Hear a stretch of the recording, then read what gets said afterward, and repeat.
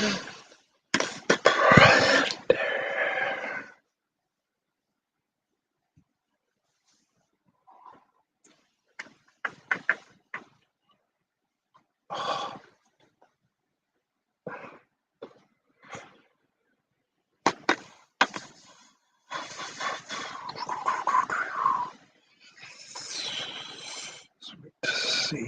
if Facebook is catching up. Oh, I can see a few people have come on. Evening all. Lee Ashby here, Motocross and Speedway Memories. Hope you're all good. Got the man Jim Holly on tonight. That's going to be really good. A lot of you guys would have seen him on the Monster Energy Supercross on the commentary and stuff. He used to do the track walks and everything, and now he's sort of doing a bit of an ambassador role. We're going to talk about his stuntman days with hanging out with all the movie stars like your Tom Hanks and all them guys. And he was a former factory rider as well in America. Also, as well, he was a bike tester as well for the Dirt Bike magazine that was in America. So you'll see loads of front covers of that. Oh, hi, Gary. How's that going, mate? Is the track all good? The weather's decent, at least. Not sure who these all are, but I'll just let you guys know it's okay, Lee, I'm here. Not sure who that is, but hello.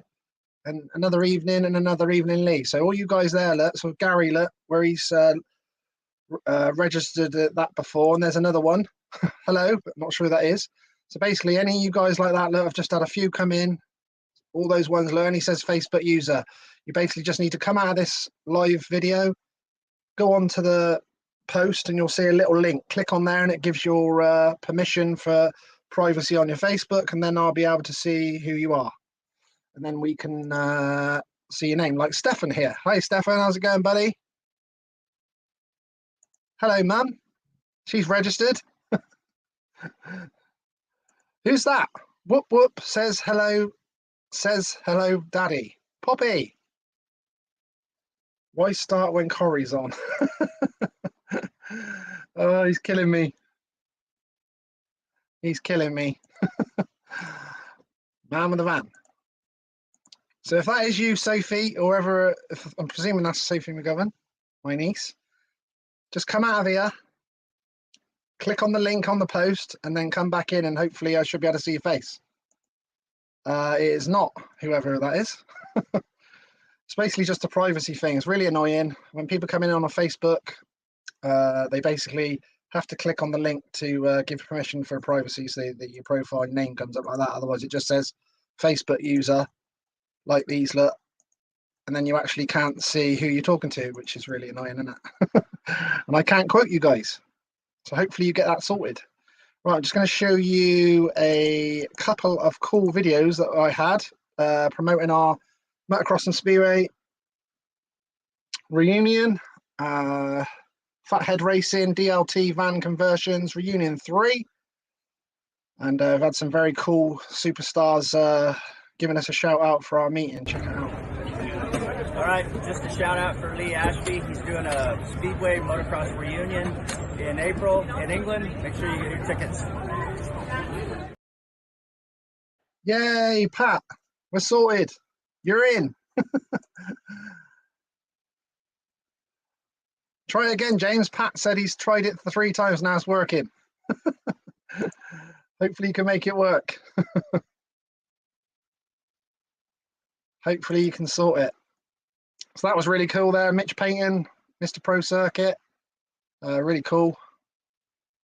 Hey guys, it's Max here with my dad. Make sure you get to the MX and Speedway's Memories Reunion, the 3rd race. Coming up with Lee Ashby. When is it?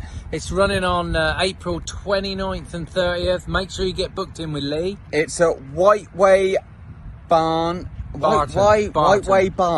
in Devon somewhere. I haven't been there, so make sure you guys get down there and sign on with Lee Ashby. I'm going out to do small laps. Oh, thanks, Mr Tacey. And Sean Tacey will be on here live with me next Tuesday evening at 8. No, it's 7 PM, wasn't it? Sorry, Sean.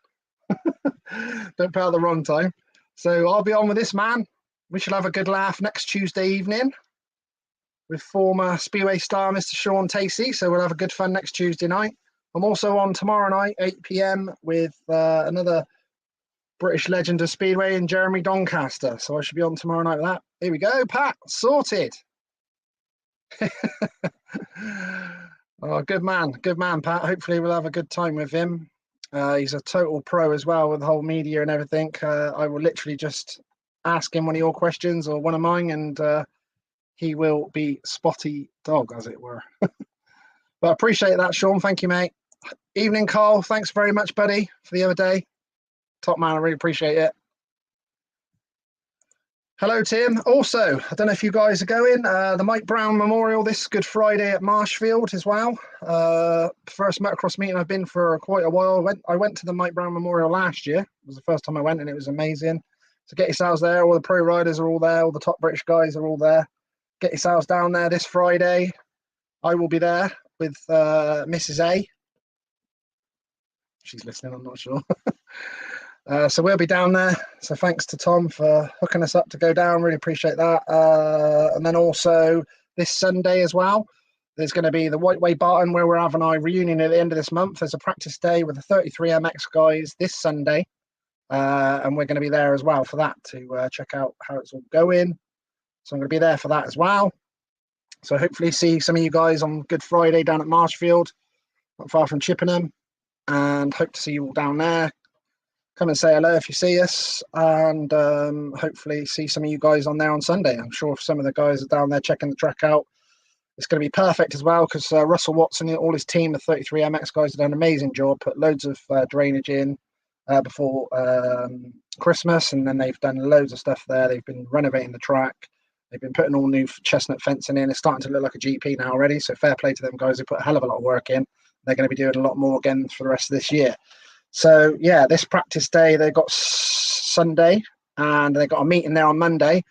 It's going to be perfect. As like Russell said, he's going to try a few of the track changes they've made and then see how they go. And then we will know if they need to change anything that didn't work, sorry, should I say. Hello, Darren. How's it going? I see you had the company, the pleasure of Mr. Barney Kennett recently. Hope you're good, buddy. This man's down in New Zealand as well. Hope you're good, bud. Right, I better send the message to my man, or he's going to be used to spot on times and stuff. He's going to be ruining me.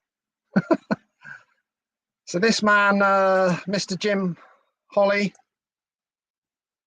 Jim Hollywood Holley, he was called back in the day, in the racing days. What a legend. And yeah, he's been amazing. He's really helped me out, especially lately since I've literally started speaking to him. He's helped me out so much. He said he was going to go to the Supercross this weekend and try and hook me up with some cool videos, and mentioned Sexton and Cooper Webb and these guys. And obviously he's hooking me up with Ricky Carmichael interview and stuff like that. So really, really cool. Such a nice guy. He's amazing. So yeah, he's been really cool to me. Really appreciate him.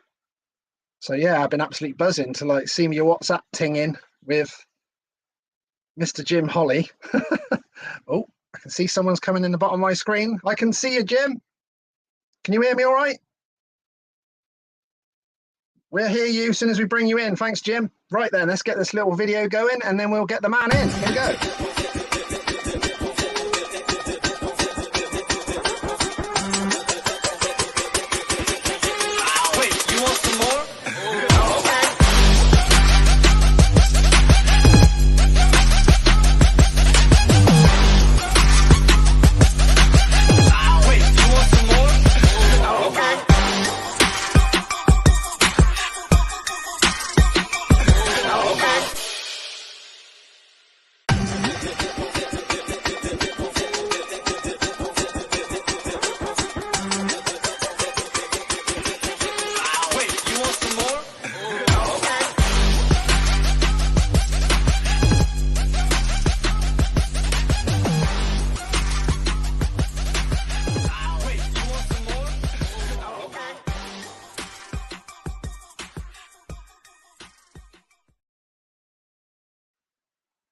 Right, let's go for it.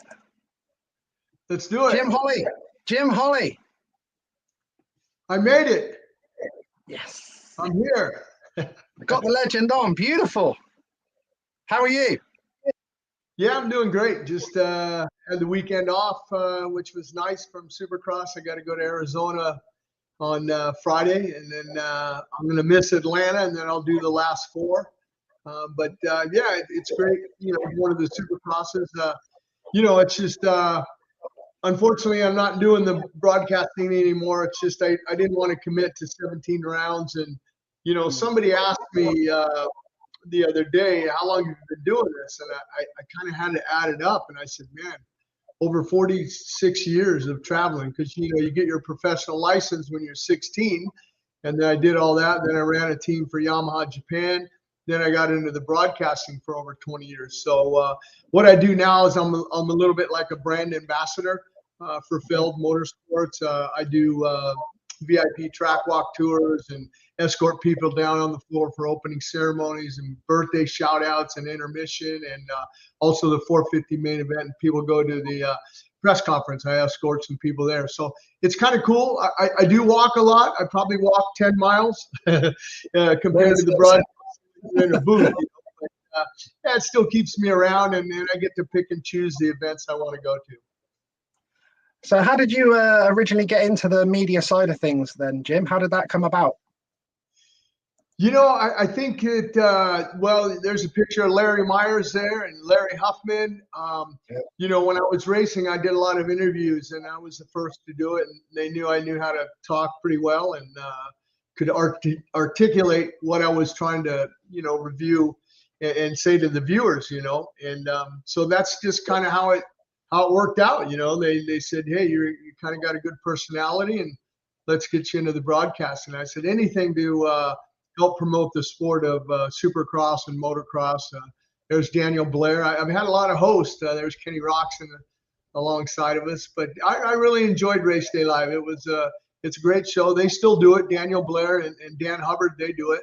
And if Daniel's doing the broadcasting in the booth, then they bring on Justin Brayton. He retired, so he's been getting dabbling a little bit into the broadcasting, and he does a good job also. Mr. McGrath, is he a nice guy off the track as well? Absolutely. I've known Jeremy for a long time. Before when he was before he was a professional, a great family.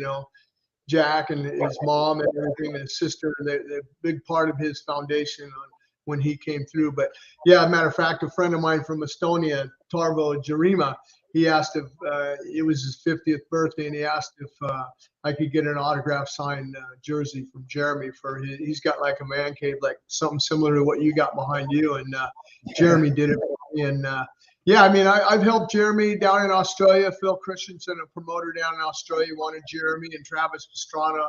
So I did all their contracts and stuff. And I still do a lot of for Stefan Bergman in Sweden. We'll take over riders from America to Sweden. We haven't done it in a few years because of COVID, but yeah, I enjoy doing it, and I look out for the riders, and I look out for the promoters and stuff.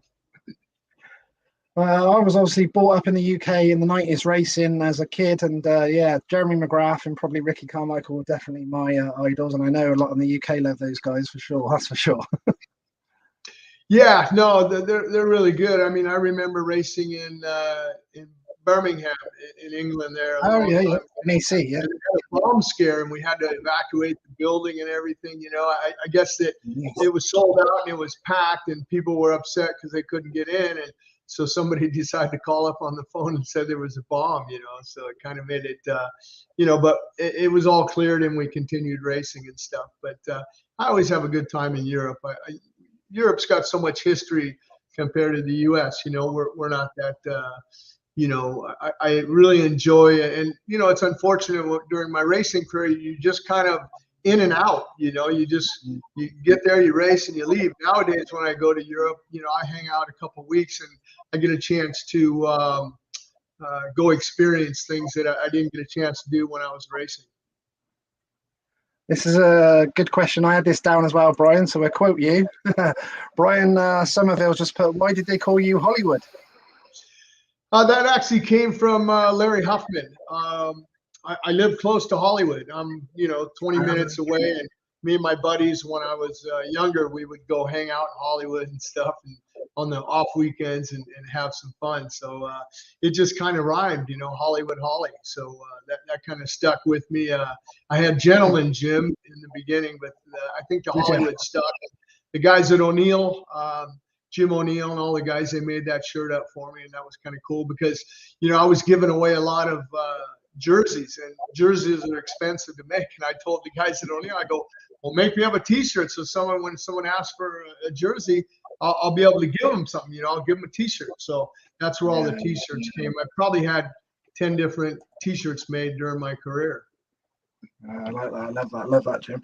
So let's take it back then, Jim. How did you get into motocross? What was your sort of earliest memory? First bike. Sort of how old were you? That type of thing. Yeah, my first bike was actually a little mini bike that my grandfather and my dad made, and my grandfather had like a quarter acre, and it was at night, and it was my birthday, and they kept telling me to go out to take the gas can and go out to the backyard and fill up the lawnmower. And I could never figure out why. I'm like 5 years old or 6 years old. And that, I said, why? It's dark. I can't mow the yard. It's dark. And, finally my old man said, get your ass out there and get the gas and go put it in the lawnmower. Well, when I went out there and I put gas in the lawnmower, and then when I came back, they had a piece of wood up. And so the mini bike was behind. So when I walked past it, I didn't see it. But when I turned around, I saw the mini bike. That's why they wanted me to go out there. But that was my first mini bike. And then Yamaha Mini Enduro 60. That was my real race bike. That's the one I really started racing on and stuff. Got a nice couple of. Yeah, that's Fun and Fast. Bill Butler. That was a YZ. I raced a little of those. That was a magazine shot, actually. But my dad got me into racing because, he rode dirt track and Speedway, and also Grand Prix like Bay Mare and Hopetown and things like that when the Europeans first came over. That's my pops there. And ironic, when he passed away, everyone asked me, he goes, how come they sat down? I go, I don't know. That was a JAP bike. And if you notice on the leg, there was a thing that kind of locked you in, on top of your leg. And I remember at Whiteman Airport out here, he had crashed. And back then, everybody smoked cigarettes, and everybody came running over to him. I was a little kid. He said, get out of here, because those things burned alcohol. And the bike was laying down. He was worried he was caught underneath it. He was worried the thing was going to catch fire. But no gloves, it's a whole different way of racing back then. Yeah, definitely, for sure. I got another couple of nice ones there. That's Scotty Burnworth on the far right. That's Scotty Burnworth and Skip Atkins, myself with the PK, and that's Miller Mano. That I think that was that might have been Todd Peterson. I think I'm not 100% sure. Yeah, the guy behind me, that's Jeff Ward's dad. That's Jack Ward. That was Yamaha. Yeah, the Yamaha Race of Champions. We all, Myers Klopp, myself, Wardy, bunch of guys, that we got picked to do that. And that was from the NMA. Ron Hendrickson ran the NMA. And they had the Yamaha Race of Champions. We're all in equal equipment. And that was a fun race. Yeah, had a good time. The old Can-Am days. Yeah, I'm actually going in August, the Can-Am's 50th reunion. They asked me, I was a factory rider for them, and they asked if I could come up, and I said, sure, I'll come up. And so that's going to be in Toronto, just outside Toronto, and looking forward to that. They got a MX-6 for me to ride and everything, and I said, that was cool. Yeah, I'll ride. Cool. Yeah, that's beautiful.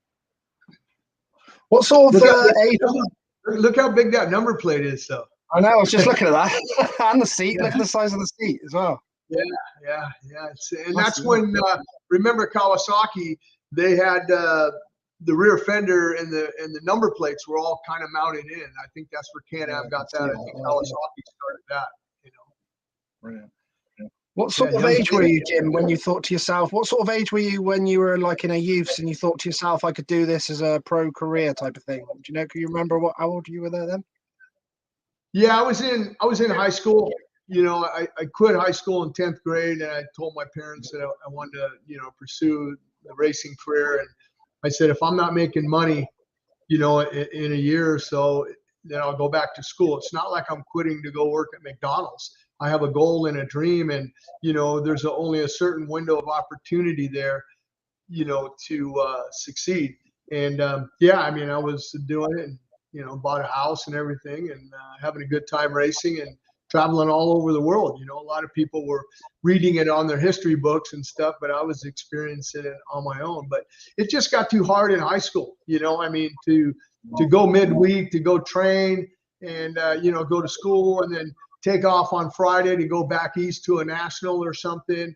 And then, you know, come home on Sunday night, the red eye, get in at 1 o'clock in the morning into LAX and try to get up and go to school at 7 in the morning. That's not happening.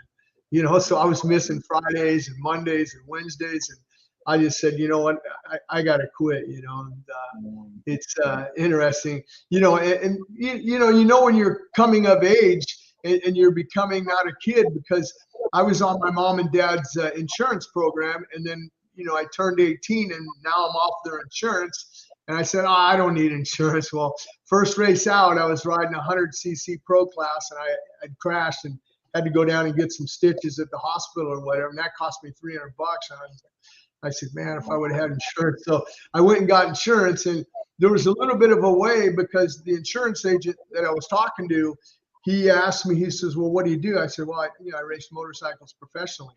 And he said, oh man, your premiums are going to be way high. And I go, well, I also develop motorcycles, you know, for Yamaha. I do a lot of testing and stuff. Well, let's put you're a development rider, and every once in a while you have to go race, and we'll get the premiums down. So that was pretty awesome that he worked with me.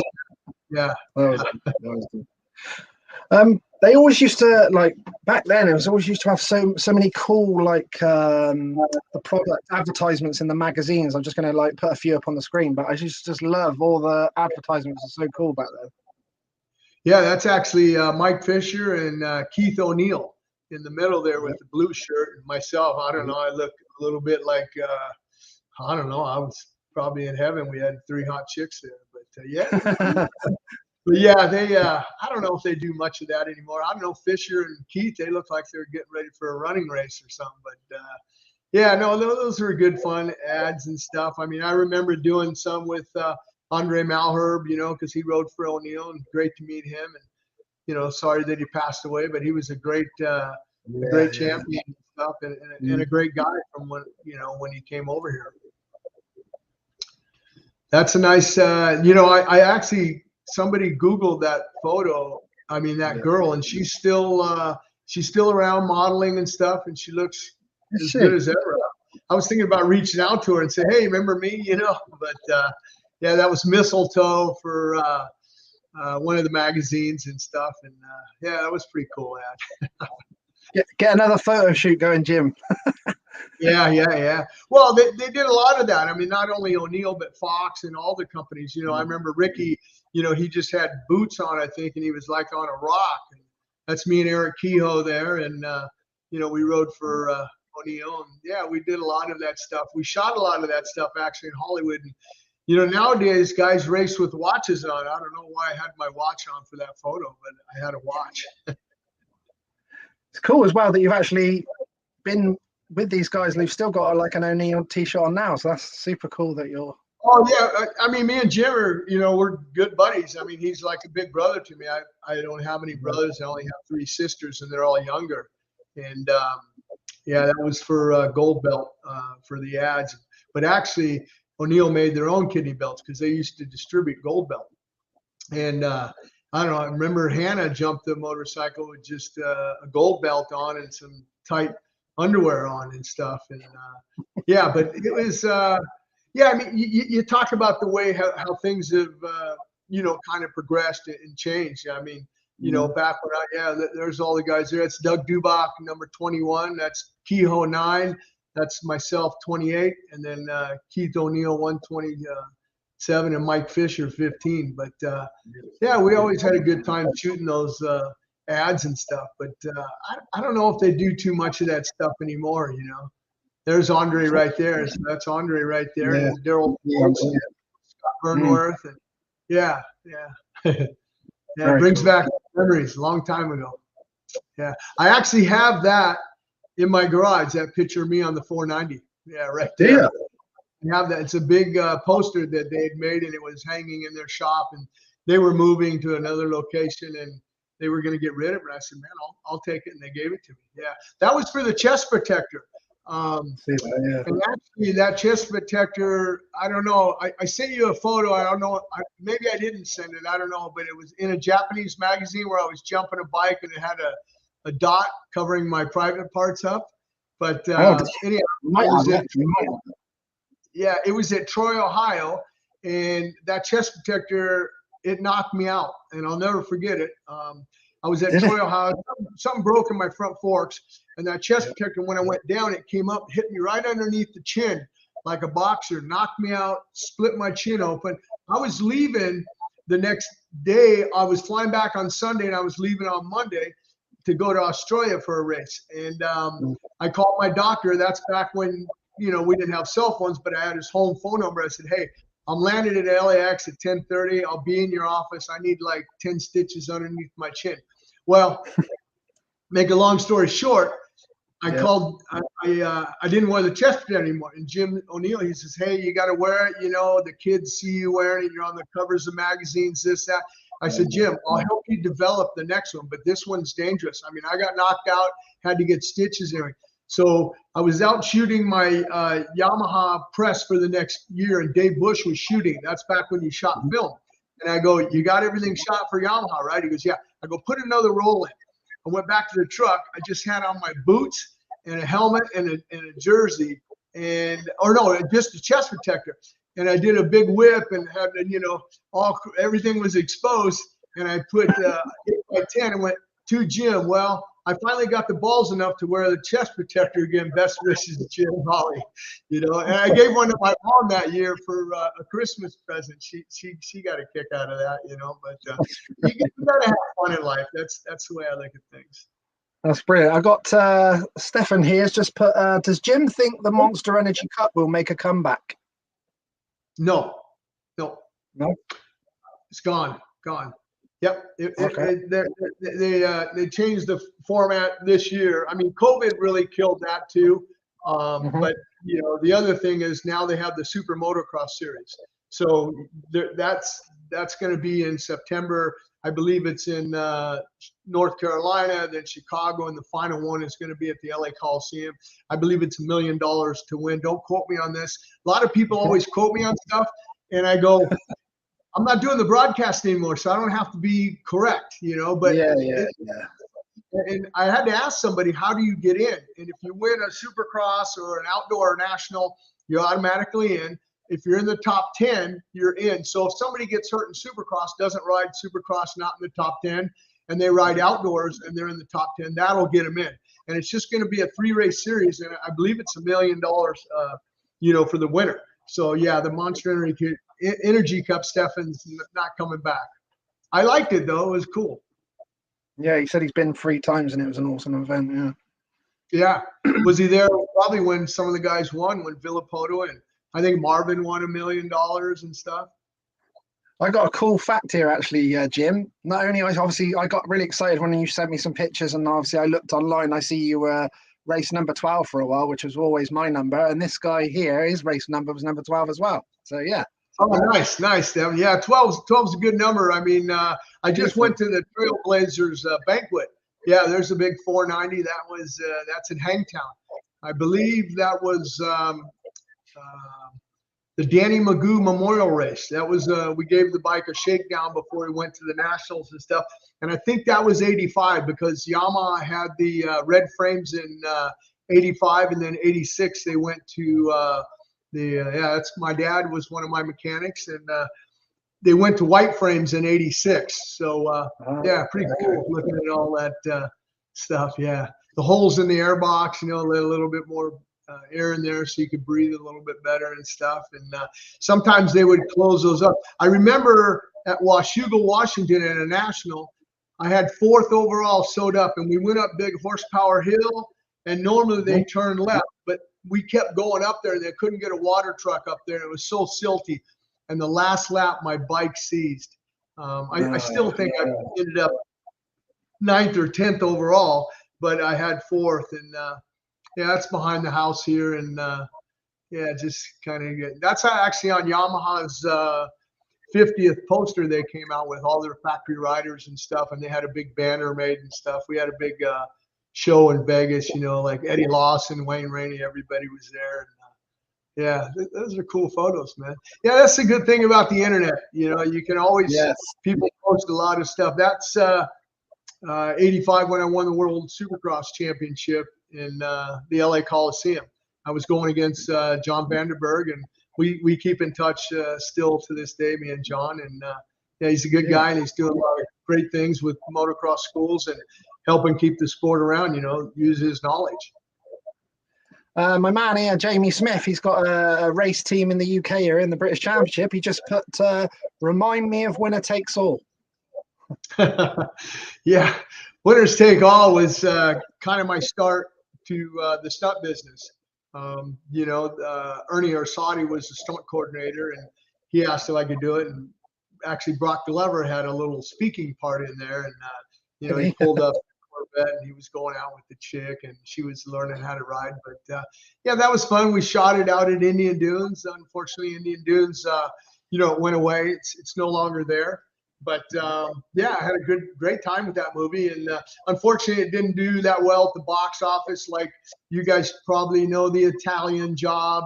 Those were big winners, and you know, residual checks for me, and you know, Wild Hogs with Ray Liotta and John Travolta and stuff. I mean, I've done a lot of big things. You know, it's interesting. Somebody.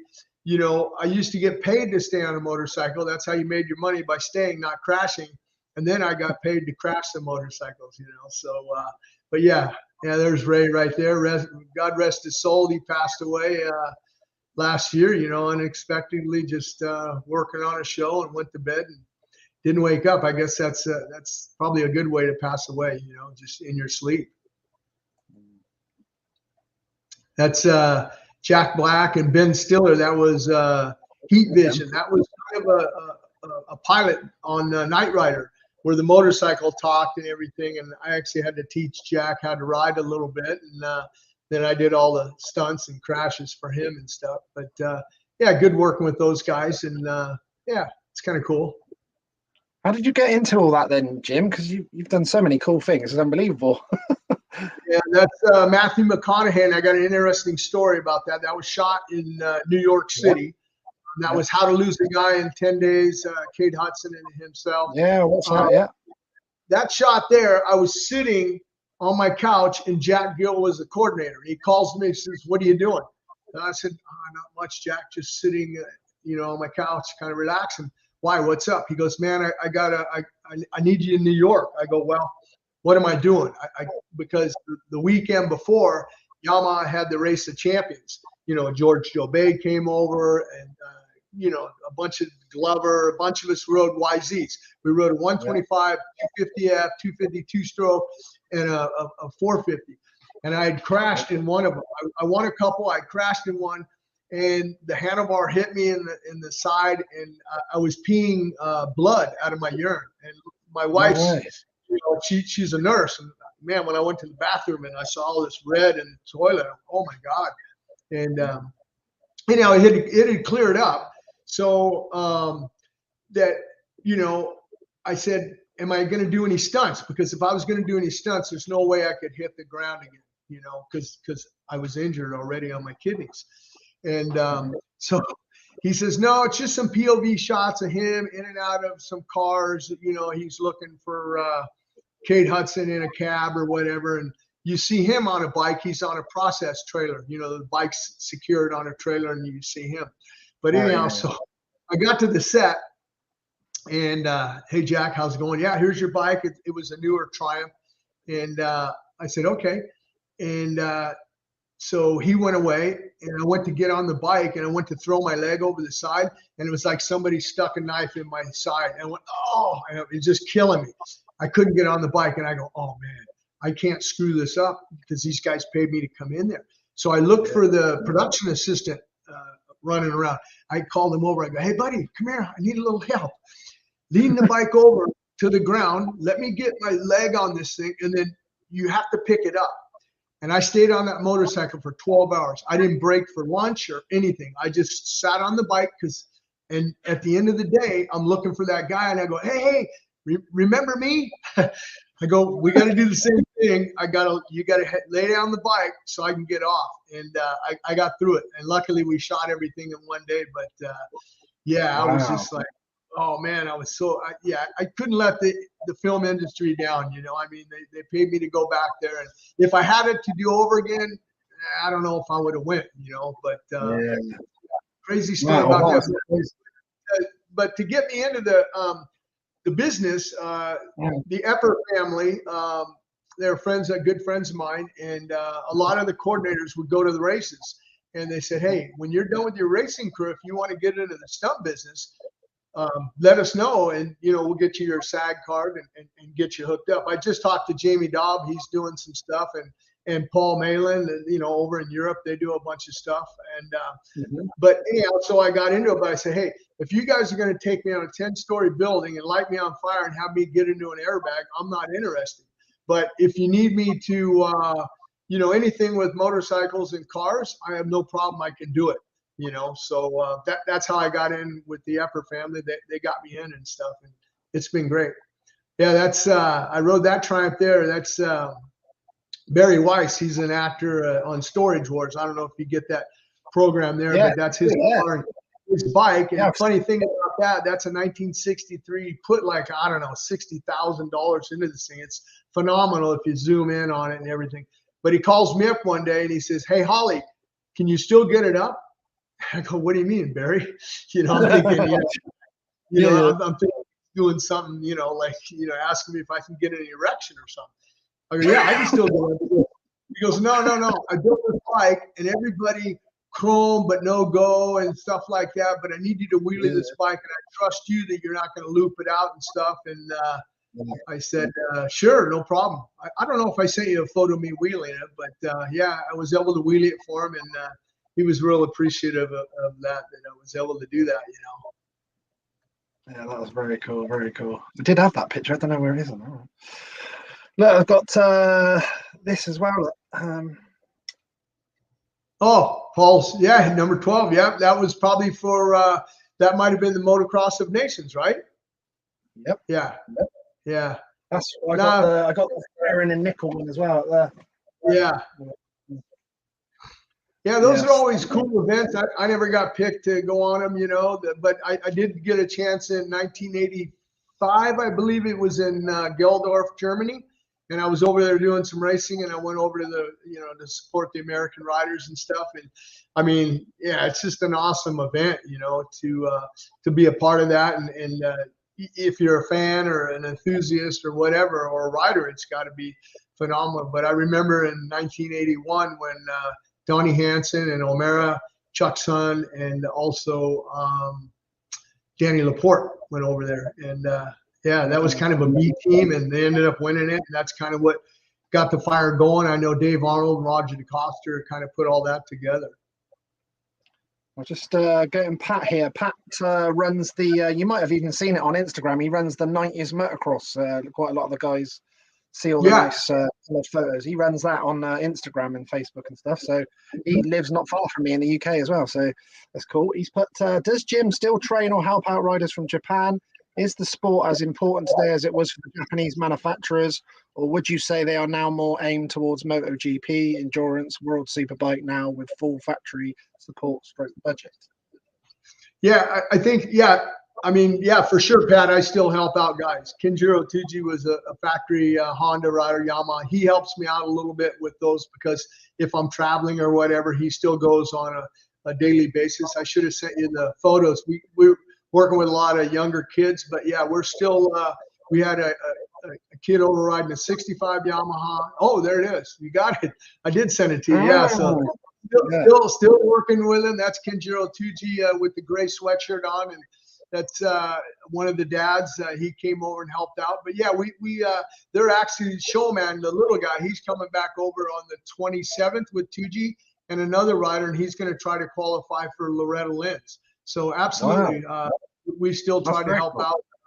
the Japanese riders. And like I said, I have an acre ranch here, and I have the bikes, and I have the equipment, the garages, and the tools and everything. And yeah, he more or less, if I can't go out with him, but I was able, you can see, obviously I went out, these guys couldn't wheelie a motorcycle, and I had to teach them how to wheelie a motorcycle. We ruined a few rear fenders, but they finally got the technique of it. I go, you guys always go. And, I think the best thing with, teaching is I take them out to the desert. And I go, let's go trail riding, because that way it trains your mind. You get it in a repetitive motion on a motocross track.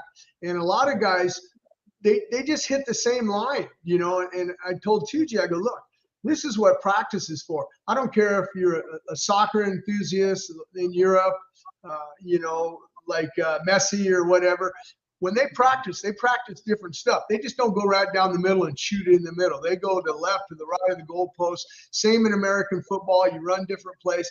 I go, these guys need to go inside, outside, into the middle. And we bring cones and we force them to different lines and stuff, and to work with them. But that's the younger generation. They get in one fast groove and that's it. And I go, well, what happens? One of the Japanese riders I was working with, Takeshi Koikeda, and this is years ago when he was over. He finished 5th in the outdoor nationals in the 250 class on a two-stroke. Yeah. He was. We took him out riding, and I could still haul the mail for a little bit, for about 10 or 15 minutes, but we would go 40-minute motos. And I told him, oh, there, Pat knows. Akira Narita was one of my students also. Yoshi Atsuda, Koji Okuhara. All these guys came over and they rode, the nationals and the supercrosses. Takeshi was over here. I said, okay, we're going to do a 40-minute moto. I'm going to go ahead of you. And obviously he was faster than me, and he would catch me. Well, then I had another guy that was out with me, and I told him before we started, I go, as soon as Takeshi passes us, cut the track, and I want us back in front of him. I want him to, make sure that he's always getting dirt and roost and taking different lines. We're in the good line. I want him to learn how to pass us in other lines. And after 40 minutes, he came in and he was so pissed off at us. I go, hey, whoa, wait a minute, man. I go, this is a training tool. We're not doing this just to throw mud. What happens if you fall and you're 40th in the first turn? You're going to have to make different lines work, and you're going to have to come through and get creative on your technique and passing guys and stuff. That's the only reason why I did that. And another thing is 1 year Koji Okuhara came over. We're at Yamaha's test track, and we had a Japanese Shibata. He worked for Dirt Cool magazine in Japan, and he was over doing a story on us and stuff. And at that time, my Japanese wasn't so good, but I mean, I can go in the country now by myself. So anyhow, I'm watching him and I'm trying to explain to him, and he's really not listening. He didn't know me, he really didn't know my history or whatever. So I told Chiba, I said, Chiba, tell this guy that here's the deal. We had 2 bikes out there. We're going to have a race. It'll be a 5-lap race, okay? If I beat him, he's got to listen to everything I say, okay? Because he kind of thought he knew it all at that time. And here's this old guy, me, and I don't know nothing or whatever. You got to take the knowledge that we have. Anyhow, so we went out and we did a race, 5 laps. Came back to the truck, had the bike on the stand, sitting on the tailgate, helmet off. Can you cuss on this show a little bit? Can you say yeah, that's fine. Yeah. I just want to be appropriate because this is what I said. Yeah, that's fine. That's fine. He comes riding over, and I looked him square in the eye. I said, "Are you ready to fucking listen to me?" Yes, Jim. Go minute. Is I'm sorry. And I go, okay, let's go to work now because I'm here to help you. When you succeed, I succeed. If use my knowledge. And everybody doesn't have a chance to, use that. This is what, Yamaha paid me to do. If you, prior to the race, I said, look, if you beat me, then I'll just be a team manager. I'll organize the flights, the hotels, order the parts, pay the mechanic, blah, blah, blah, this, that. But I go, I'm also a trainer. And if I beat you, you're going to listen to me. So, we had success you know, with Koji and stuff. I mean, that was huge getting a guy, because in Japan, a lot of people don't know this. Like, I've had meetings in Japan at Yamaha that I said, look, I need the guys, and a product of that is Joe Shimoda. He's doing really well now. Yeah. But he came over on his own when he was like 13.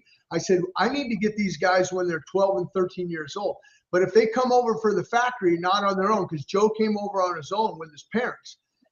If the factory sends them over and something happens to them, the factory's responsible for them for the rest of their life. If they get hurt, you know, off really bad or whatever, and they can't work.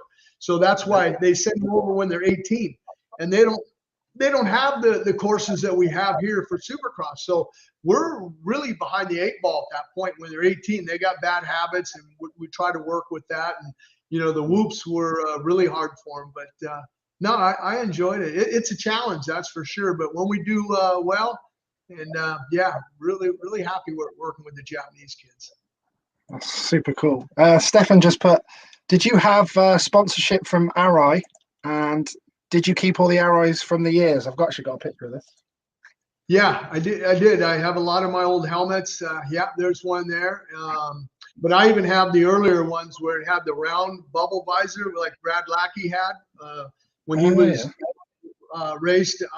But yeah, I'm good friends with Mitch Arai, and I go to Japan still every couple of years, and I go by the Arai factory. And you know, it's something interesting. When I was talking to Mitch Arai, they first got into helmets for the fire department in Japan, building helmets, you know, for the fire department, you know, and his son's running it now, and Kimura also running it.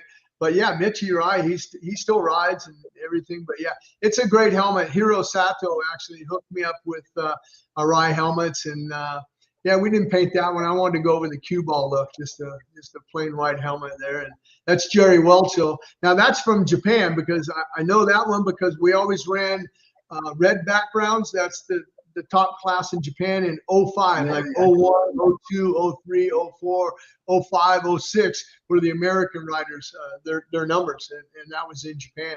Yeah, but Arai, they still hook me up and stuff. That was in Japan also.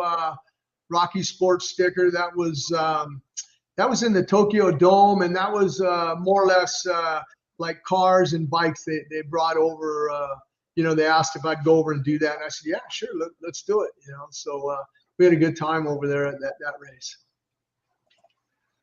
That's beautiful. He's put Shimoda is the biggest talent I've seen from Japan since the late, how do you pronounce that, Kato in MXGP. Great talents. Absolutely.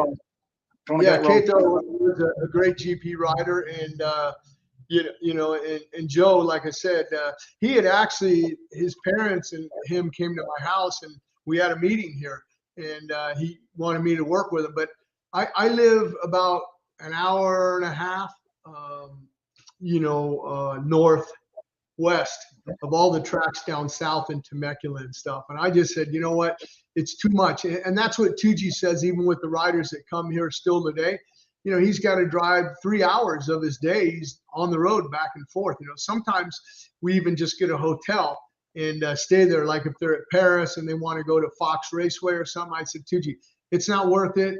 You guys just stay in a hotel, $100. You can use one room or whatever, and it works out good for him. But yeah, I mean, Joe, he did it right. He came over here when he was a young kid and learned the American way and learned all the courses and stuff. And yeah, I still go over and talk to him. It's unfortunate that you know, he got hurt this year and couldn't start the season, because I would have really liked to have seen you know, how he went in the East against Hunter Lawrence and the guys out there, and Nate Thrasher and stuff. But yeah, he'll be good. He'll be ready for the outdoors. Got MX Large here on YouTube. Just put, looks like an Aussie Czech laying on the ground there. Oh, is that by the windows? Yeah, it is. Yeah, that was 1988. Yeah, $8,000. I don't know how much that was in Australian dollars back then, but yeah, I always kind of bring that stuff back on the plane. You know, I just thought it was pretty cool. But yeah, as a matter of fact, I think that was the race, and the announcer might have been Lee Diffie, who announces now. I can't remember, or maybe it was another guy, Andrew not Clubber, but anyhow, I had won the race. And, you know, he goes, "Hey, mate, you come over here and you kick the Aussies' butts. How'd you do that, mate?" And I said, "Well, you know, I got to give it up to the Aussies, man. They helped me win this thing." And he goes, "How's that, mate?" And I go, "Well, I come from LA. We don't have topless beaches, and Manly Beach is topless. I was running on the beach every morning, man. I was in shape for this race." And the crowd just popped big for it. They loved it. And, yeah, I had a good time racing over in Australia, you know. Brilliant. That's brilliant. Got a nice shirt there. One of my buddies from England. He's got that Martin Neary. Mm. Yeah, that would have been a Mickey Thompson shirt, number 3. I won the championship 88 and 89, I think, or no, it was 91 and 92. 88 and 89, I won the Montreal Supercross. But number 3 was a Mickey Thompson, and they ran the, you know, like Jimmy Johnson, Ivan Stewart, all those guys raced. And the tracks, you know, Talon Bolin, Tyson Bolin raced that, McGrath, Ryan Hughes, all those guys kind of raced those when I was doing it. And I was kind of done with my career racing. And Yamaha asked, "Hey, there's this new series out. Would you be interested in, you know, possibly riding this?" I said, "Yeah, sure, let's do it." But the tracks were, the ramps for the trucks would go like this, and then they just dropped off.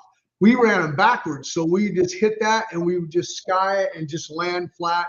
And they were pretty hard on our bodies, on our bikes and stuff. But I was able to make a few more bucks again. That's you know, if you won your heat race, there was only 20 guys in the main event, 2 guys in the front row, two all, and you had streamers on your back of your helmet. And every pass you made money. I might not have won the race that night. I might have got a 3rd or a 4th, but I made way more money than the guy who won because he started on the front row and he didn't pass anybody. So a little bit of strategy there. And that was kind of interesting. Yeah, so I did that, you know, and yeah. Yeah. Looks like a bit of a bottom out there, that. Yeah, that's a WR. That was probably a magazine shot. Yeah, I remember that. I did it a couple times. I said, "You got enough photos?" We did collapse the suspension on this thing, and it didn't break, you know. Yeah, that always had a good time. Yeah, that's me and Glover and Johnny O'Mara when he was riding the Mugen. That was you know, a lead up to nationals. You know, that's back when the Supercross season started in late January. So these Stu Peters and CMC, that was actually AME, American Motorcyclist Enterprise.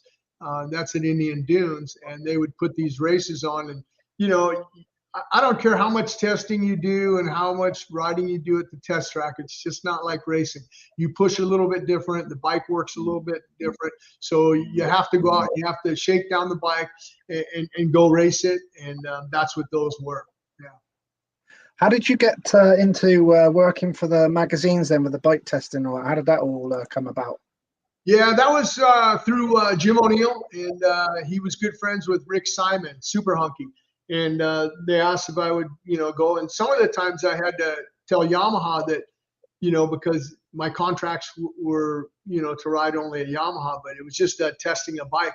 And I proposed to him, I said, "Well, this is a blessing in disguise. I mean, I can ride the other manufacturers' bikes and I can get feedback on what that bike's doing and stuff." And yeah, that was a nice whip there on the old YZ there. But yeah, we tried some crazy stuff, you know. Tom Webb was there and Paul Clipper, you know, a lot of guys, you know, we would just come up with these fun shots. And yeah, they were always pushing the envelope, so to speak. At one time, I don't know if you have it, I think it was in the beginning of the show, me jumping with a motorcycle, and I had the book, like I was reading it in the air. And, you know, we put a piece of cardboard. Yeah, there it is. We put a piece of cardboard. The wind would close it. And I go, "Hey, we need to get back here." And but that's what I mean. We would try a lot of different stuff. That's actually behind my house here. That's oh, is it? Is that what someone just said? They're jealous of your backyard. Yeah, that was my backyard. That one there is at Indian Dunes. It's closed down now, but that was shot at Indian Dunes, and the other one was at a lot of times there I had to outrun the cops because it was illegal to ride back there. not at Indian Village, but on that shot you had where I was number 12. And yeah, it was funny. Yeah, we used to, yeah. Yeah, good That's times. brilliant. I've never seen that. I've never seen anyone do that before. That's really cool. That's mad. Yeah, you have to put a stiffener in there, you know, so it doesn't. Yeah, yeah. But it was a little bit hard because I had it in my hand on the clutch side on my left hand, and then when I left the jump, then I was able to bring it up and look at it, and they shot that photo like that. Yeah, yeah, doing a lot of crazy stuff over the years. Stefan's just put, do you ever go drinking with Magoo? Did you ever go drinking? Yeah, no, I didn't. Danny, rest his soul, he was a good friend of mine. I don't drink. I've never drank in my life. No, right. You know, yeah, I just don't like the taste of alcohol. I would rather have a milkshake. And I'm a diabetic. I'm a diabetic now too. Go figure, you know. So I can't even have those anymore. I sneak them in every once in a while. The doctor comes and he knows when my A1C goes up, and he goes, man, I go, wow, you know, I had a couple milkshakes this month, but yeah, I go have my blood work done every 3 months or whatever. But yeah, I never went drinking with Danny. Shit, Danny was crazy enough. I can't see him drinking. Jesus, I don't know, but yeah, he was a phenomenal rider, just excellent. I mean, you know, a lot of people, you know, back then they said, how do you compare, you know, Danny to a guy like David Bailey? And I said, well, you watch David Bailey, it's poetry in motion. You want to get a motorcycle and you want to try to emulate what he's doing and ride like him. And then other guys would look and they would see Danny, and they would be scared, like, oh, I don't want to get a bike. They're too dangerous. Look at this guy, you know. But he was so good. I mean, I remember when he rode the bike backwards, you know, at the motocross Trophy of the Nations, you know, to win the race. Yeah, he was just he was always trying stuff at Supercrosses. Like he would huck these. I mean, like James Stewart, you know, he's noted. He's got a T-shirt that says "Send It" and stuff. Magoo's the original sender. Like we would be down there watching him, and we would see him on a Mako or something do this quad, and we'd go, "Oh man, now we have to do this. Now Danny's doing it." You know? But yeah, he was a great guy. And he, you know, I had a racetrack with my cousin Robert Hansen in Carson City, Nevada, and he'd come over when he was in his wheelchair and stuff, and it was always nice to see him. He was helping out riders. And he'd come over from Sacramento over to, you know, Carson City, Nevada, and it was good seeing him. It's just, you know, it's sad he passed away, but he was definitely an icon in the sport. And yeah, I loved Danny, man. Loved him. Pat's just mentioned, will you be attending the World Supercross when they go to Japan? Will it be an opportunity for the riders to compete? I will not be going to the World Supercross because that's different than Feld. And if I wanted to do the VIP track walk tours next year, if I went there and worked there or something, but I might go to watch just to check it out. I mean, we were going to do one a couple years ago, but unfortunately the guy with the money, he decided to pull out at the last minute. Me and Tucci were doing, we had all the riders' contracts signed, Anderson, all the Geico guys and stuff, but he decided to pull out and not do one. And Hiro Sato, a friend of mine, just called me and he asked me about it. And I said, I haven't heard about it.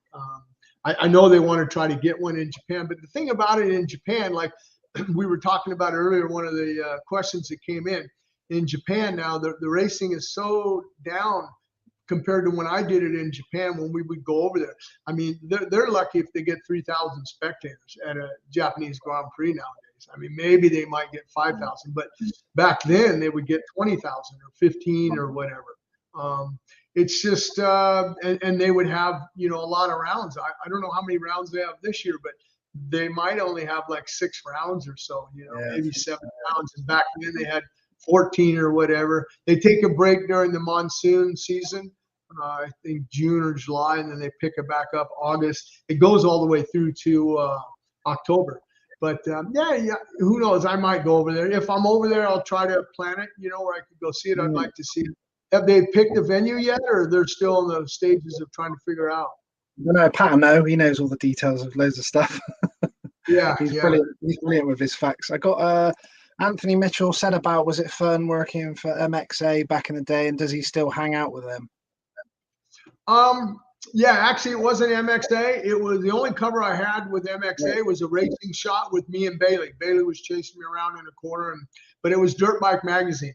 Yeah. But yeah, I know Jody Wise and all the guys, and yeah, I still go up there, go to lunch, up to High Torque Publications, and yeah, it's just great too.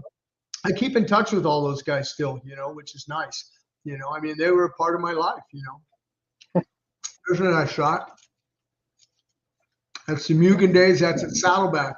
The Works bike's the one Johnny's on, and then the other one was the production Honda with the Mugen kit.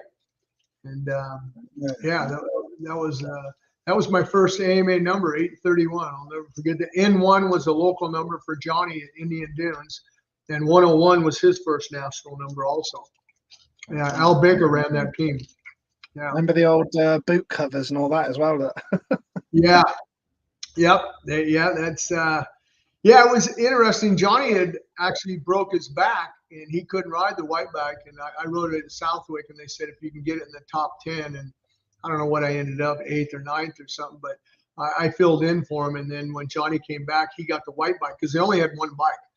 And then I had to ride the production bike again, but finish out the year. That's the Pontiac Supercross, because I remember that sign, Marlboro, and you can't have cigarette ads in the U.S. anymore. And then also Panasonic, but that was the Pontiac, Michigan. We used to run 2 days. And when I was in Detroit, that was one of my questions that I asked, because when I do these VIP track walk tours, they give me a few shirts before we go out on the track walk, and I ask these trivia questions. I said, what's so unique about the Pontiac Supercross? And a lot of they couldn't figure out what it was. And I said, well, I'm going to throw the shirt out anyhow, because you guys, this is a little bit too hard. Normally I go, who won Detroit the year before? Everyone gets it, and I throw the shirt out. But those were 2-night races there in Seattle. We'd race on Saturday night and then turn around and race in the afternoon on Sunday and stuff. And that picture was taken in Hawaii when I did the Hawaii Supercross. Kurt Binke, a friend of mine, he was in the military and he was stationed over in Hawaii, so he got a chance to come over and stuff. But yeah, just had a good time. Good memories. Yeah, very, very good. Yeah, I would nearly mention that, Stefan, actually, when we brought it up. There's a couple of brothers in the UK, and he just said Briggs Brothers now own that Mugen. Oh, nice. Yeah. It's probably worth I don't know what that thing would be worth. I mean, I was Adolf Will had a Mako that Gary Chaplin, he was a factory rider, and he restored it and everything, and I saw it at a bike show over the weekend. And they have the Mecum bike show in Vegas, and things, really, they're expensive. I mean, I don't know what that would be. I just sold one of my 86 YZs to a buddy of mine, and it was a couple grand. It was nice. It was in a container, and he wants to take it to the Supercross, to Legends of Heroes, and display it. And I just told him, no problem, but I just want first right if you go to sell it.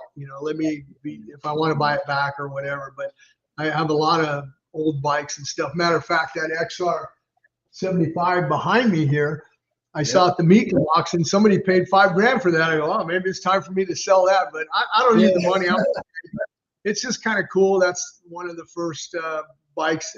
I want to get a mini enduro. Like I said, that was really one of my first bikes. But, if you would know what you knew then, I would have kept a lot more stuff, like that mini bike. That would be pretty cool. There it is. Yeah. Stefan, he works for the MXGPs. I sent him a photo of that. He hooked up a friend of mine with some tickets. They were over in Europe and they wanted to go to the GP, and he was from Ochi's son. He was from Guatemala, and he asked, I said, let me make a phone call and see, but he wanted that photo. But I couldn't believe, like Rick Simon, that was 3V was his number. And he always asked me, I came up and they have this bike, and I go, where's the motocross bike? He goes, we're testing this Harley today. I go, we're doing what? He goes, we're testing the Harley. I go, this thing is going to break. And sure enough, when they grade home platforms, they have one, it's flat, and then it goes up, it levels off, goes up, and we were at a construction site, and we kept hitting that thing. The first one I went, the saddlebags blew off, and I go, you know, we're going to destroy this thing. And he goes, yeah. Harley said, no problem. So they put it in the magazine. They photoshopped like I was at a Supercross on it, jumping the triples and stuff. But yeah, they always have crazy stuff, you know. The running boards right there. I tell you what, that was nice on my ankles, though, the landing instead of a foot peg. I was going to ask you, did you ever try Speedway? I know there's you hanging out with Greg there. Yeah, go back 1 second. I want to show. Yeah, see, that's the old Arai helmet with the bubble. And actually, Dave Osterman, he designed that. He worked for Mike Bell. He designed that helmet. He kind of he goes, I want to design a paint for it and have it painted up and stuff. And but yeah, that was the older Arais and stuff. Those were pretty cool. But now, you know, that's you had to screw in the mouth guard. Some people took them off and stuff. But it's just amazing how not only technology in the motorcycles, but also the gear and everything, you know, how it's evolved over the years, you know. Yeah, I'll just go back to that. I was just saying about, did you ever try the Speedway? There's Greg there. Yeah, a good buddy of mine, old Hancock there. That's in the Tele2 Arena in Stockholm, I believe. And Greg was living over there, and I think he was still racing at the time, but that's when I had brought over some American riders and stuff. And I did ride a Speedway bike in Daytona one year. They had a little thing. I just kind of went around it. But, you know, I mean, you got to commit when you back those things in. There's no brakes, you know. You get your license, you know, the referee will point at you, and as soon as he points, you got to lay it down and stuff. But I did ride one. But what a champion Greg was, you know, for the sport. And he still is giving back. I talked to him. And I said, hey, look, you know, maybe next year or something, if my schedule permits, I'd like to go to Poland because I've never seen a Speedway race in Europe. And I'd like to go see one. I know Ricky Miller, Lance King, all those guys, you know, we grew up together racing mini bikes and stuff. But I've seen them here, but I don't think the tracks here do it justice like in Europe. No, yeah, the Poland, they got really nice stadiums. You should definitely check that out for sure. Yeah, I had a nice interview with Greg and Lance King and a few of them guys. That was really cool. Yeah, and I talked to Sean McConnell. I don't know if you know of him. Yeah, I did one with him as well, yeah. 5 decades he's been racing, and he's going to race again. He was just inducted into the Trailblazers Hall of Fame. I got a chance to talk to him. Doug Nicole was there, and Brock Nicole, he's riding over in Europe, but I think he's coming back home now. Doug said, you know, so yeah, Sam Ermolenko, all those guys, you know, I enjoy going to the City of Industry. I still go to a Speedway race twice a year if I get a chance here in the summer and go watch. But I definitely want to go to England. I'd like to see the match races over there, and Poland, you know. I think, and also Sweden, you know, on the big tracks. I mean, just it's just incredible. Yeah, that's Sean McConnell. He even rode for my hometown, Swindon, that I showed you that my dad and uncle rode for Swindon. Yeah. Sean McConnell came over and rode for him. So, yeah, it was really cool. Did an interview with him as well. I mean, he's got long gray hair. And he's still out there racing. And Bobby Schwartz, Boogaloo Bobby Schwartz, he's still racing. And these guys, I mean, I'll be 62 here in a week or so. And not a week. What is today? Today's third. Yeah, 15 days. Anyhow, I talked to him at that banquet. He's going to give it a go again. And I go, man, that's incredible. They got to be like, I know Sean's is probably 60, 61, but Bobby's probably 63 or 64, you know, still out there racing and stuff. But, you know, good on him, man. I mean, more the merrier. Now, I had a question for you, Lee. In Australia, when they race, they go the opposite way, correct? On Speedway races down there? Yes. Yeah. Yes. That's got to be. Yeah, I wonder, do they set the bike up differently or no? They all go left. Same bike? Yeah. They all go left. And it's like obviously the one gear, and they just have the sprocket for change the gear in on the sprocket, and that's it. Clutch and go, and that's it. Yeah, interesting. Yeah, it is cool. Of course, they do like the Polish tracks. If you was to go there, they're like massive, like almost like long track. Like they're really big. Are they mile long tracks? 1 mile? Yeah, they're really big ones. They're sort of like, just trying to think in meters. I think they're like 300 to 400, something like that. But just saying that, Pat's just said here, have you seen that the big vets thing we have over here? That's in my hometown as well, Foxhill in Swindon. Yeah, quite a nice the one where Villapoto and Mike Brown went over to and stuff, and they rode. Yeah, that's it last year. Ricky Johnson come over. I met him, which was obviously amazing. Yeah, I'd love to do it, but when is that? What time of the year is it? It's like in the August. beginning. August. Yeah. Yeah, if it fits. Like I said, August is a pretty busy event for me this year because, like I said, I'm going to the Can-Am reunion thing, and then also my cousin Robert Hansen and I, we promote a little short track race in Carson City, Nevada. So I'm pretty busy doing that and stuff. But yeah, I'd love to come over. Yeah, I'd love to do it. Yeah, the amount of bikes and that were there, Jim, it's like unreal. Are those vintage bikes? Because I saw photos of Villapoto and those guys, and they were on current bikes. So you have both there, right? Yeah, they were on sort of like early 2000 two strokes. I think they were on. Oh, okay. Most of it's all two strokes. Well, I think it's all two strokes there. So it's like obviously all the guys over here, sort of vets racing. You have a few of the younger guys on the old bikes and stuff like that. It's like really good. Kurt Nichol was riding, all those guys. Yeah, there's a lot. Keith Johnson was racing as well. Yeah. Doug DeBack was riding as well. He was racing that weekend as well. Yeah, it was really good.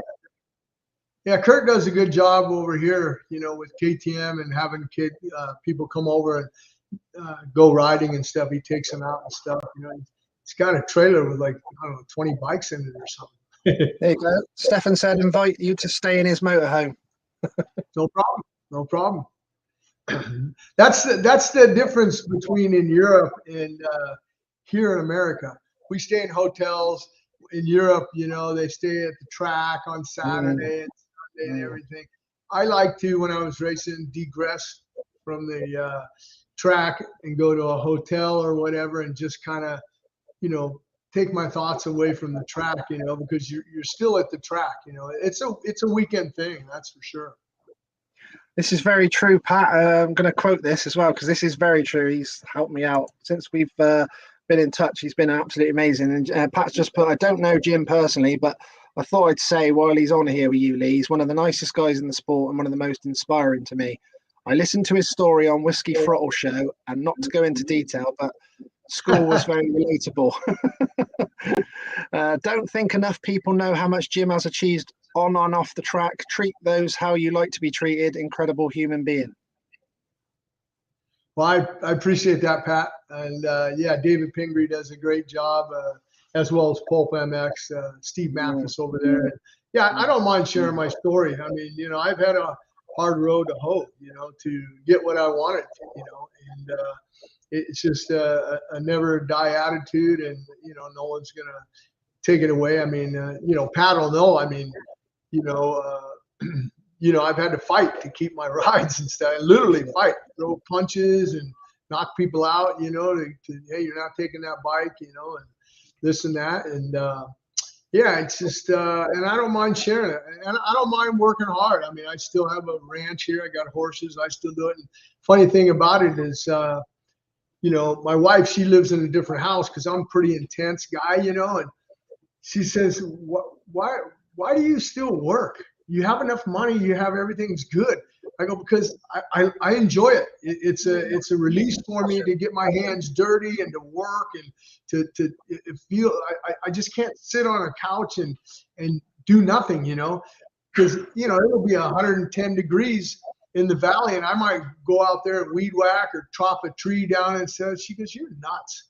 And I go, well, it's what I like to do, I mean, I enjoy it, and I just think that instills a good work ethic in my kids. My one's a professional golfer, trying to get on the Corn Ferry Tour. And my other one, he was a great baseball player in college, and he turned down his pro deals to become a police officer. Now he's on SWAT. So, I mean, anytime that, somebody comes up and they said, man, your kids are hardworking, they do, it just, you know, I'm just, you know, like, yeah, I did something right. I think that's, you know, what you can as parents. You just want to make sure you have not a sibling, a child that is productive in life and a good human being, and that's all you can really hope for, you know. And I try to instill that into my grandkids, you know. And you know, sometimes my son goes, "Well, you're a little bit hard on me." Yeah, but look at how you turned out. I go, "Don't go soft on your kids. You got to show them that, you know, there's certain way to do things, and you got to say yes, sir, and thank you, and all that stuff." And he came to the track walk at Detroit, because they live in Detroit, outside Detroit. And Wyatt, I introduced him to people, and I said, "Hey, he's the one that got you the ticket. Papa Jim got you the ticket, but I had to call this guy," and he would say thank you to the guy for ticket. And afterwards, the guy would say, "Hey, man, that was pretty cool of your grandson to say thank you." I go, "No, James is raising him right, like, you know, I raised James." You know, I mean, that's just, I think that's good, and I think there needs to be more of that in the world. I mean, we live in a crazy world nowadays. Let's face it. Look at all the violence we have, and gunfire, and everyone, you know, everyone killing people, like in Nashville, Tennessee. I mean, it's just, it's strange, you know. It's unfortunate. I mean, you know, oh well. I do the same with my daughters. So yeah, I want them to be the same, like you've just said. So you must be proud of them, guys. You must be proud. Yeah, I am, and my wife is too. I mean, there's a yin and a yang. She was nice and I was mean, you know. So you know, one time, a quick story. I was out in, it was probably June or July. It was pretty hot. Weeds were up as high as your knee, and I'm out there weed whacking, and I could only take so much. And I came back in, and the kids were playing video games, and I came in, and Melissa's here. And I came in, I go, "What the effing are you guys doing, man? Not one of you guys came out and offered me a goddamn water, you know, or not one of you guys come out and offered to help me. Get your asses outside here and help me." And my wife says, "Just because you're crazy, they don't have to be crazy." I go, "Well, I understand that, Melissa. They're little. They're probably 8 and 10 or whatever they were at that age. But I go, they can at least offer me a water or offer the help." And I would say, "No, I appreciate you coming out. Don't worry about it," or whatever. And I would pay them too. You got to learn it. You work for me, you get an allowance. And plus, if you work doing other stuff, I'll pay you, you know. And I tried to teach them that, you know, like, hey, you got to work for your money. Nothing is given to you in this world. I mean, the governments will give you all kinds of stuff, but nothing is really handed to you. And I think that over here, that's with COVID and everything, our government, you know, people don't want to work no more over here because our government gives them money. Well, what happens if the government didn't have any money to give you guys? You would have to figure out a way to work, you know. So yeah, very true. We've got Dean Logsdale here. I used to race with him. Hey, Dino. That's my man, Dino. Yeah, so I used to race with him in the same club. Oh, really? Yeah. So he's down in Australia right now. He came over here and trained with me and stuff. And I'm trying to remember his trainer that brought him on. Dean, he split. Him and God, what was the other kid's name that raced with him? I'm drawing a blank. But yeah, we had a big earthquake here. Boy, they didn't like the earthquake whatsoever, man. There was a big earthquake. I think it was a couple days after, and they moved back. But he's down, and he just got married, I believe, and he's down in Australia. Keep in touch with him on Instagram, and one of these days I'll go down to Australia to visit. But he said, "Hey Jim, tell us about the time at the Mustang Ranch." Yeah, that was a brothel. You know, it was legal in Nevada or whatever. But you know, a lot of times, you know, when you're racing, and I'm not justifying it doesn't work for everybody, but for me, you know, to have a girlfriend or whatever, and the distractions when you're racing or whatever, and then you go out to dinner and you go to a movie and this and that, and you got to go riding the next day, and you know it's 2 a.m. She wants to stay out at the bar. It's just as easy to go to the Mustang Ranch back in and do your business, and then I'm done, you know, and I can go to bed. I just got a rider that used to race in the UK. He's just sent me a picture saying, I don't know if you can see that. Oh, that's awesome. That's cool. Yeah, that's what my glasses on. Yeah. That's when I had a beard. Yeah. That's Yeah, cool. those are cool photos. You don't know how many of those that I run into at Supercross. You know, they'll have that. Hey, I came up to you. And now here's my kid. Hey, nice to meet you and everything. But That's brilliant. Yeah, it's really cool. Hopefully, Dean writes back about the earthquake and gives. Dickie Dye was the trainer. Dickie Dye. Yeah. And Yeah. And then one other guy, and I'm trying to remember the rider's name. He rode a Husky, if I'm not mistaken. But the older you get, sometimes you forget a lot of stuff. But I remember it was 3 guys. Should we run that video, Jim, about the close call? Sure. Yeah, I'm still trying to push the envelope, man. Now this one here, I'll set it up. Yeah. I normally do this jump on a 450, and I had some guys, Patrick Olinson from Sweden. He was over, and a couple other guys, and Gothic J used to work for Honda, and they all wanted to go riding out in the desert, my property out there. And I go, yeah, sure, let's go. And I took out my 2-stroke. I should have took my 4-stroke out. But the transition with people, they come up, it's a big road jump, and it's a step-up road jump. So imagine a mountain, and they cut a road, and you step up, and you do it. I might even taken Dean out there. And I want to say that other rider was Kelly, but I'm not 100% sure. But anyhow, so the transition, when people go up and they realize they're not going to do it, they hit the brakes and they created a big divot, a hole. And then when they go up, Stacy, that was it. Stacy Harmon. Yeah, I know him as well. Yeah. Thanks, Dean. But so then when they go up the hill, they would hit the brakes and they wore out my takeoff. I hadn't done it in a while. Yeah. So roll the clip and you'll see my shoulder almost popped out when I hit the transition, but I had to save it. I had to grab the front brake and lay it down because there was a kind of a cliff on the other side, and I had to go the next week to do those VIP track walk tours, and I didn't want to go in a cast. All right, here we go. Let's play it.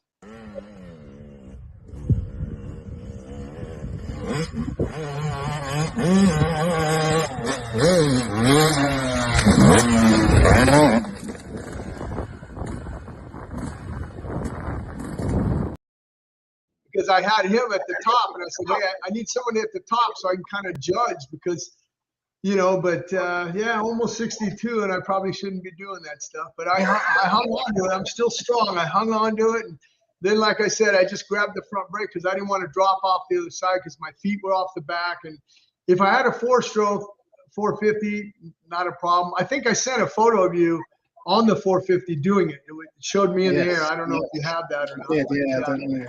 Anyhow, but yeah, I still like trying to push the envelope a little bit. For sure. I got what was the other one I could? Right, let's just show this a second. Different way to take it off.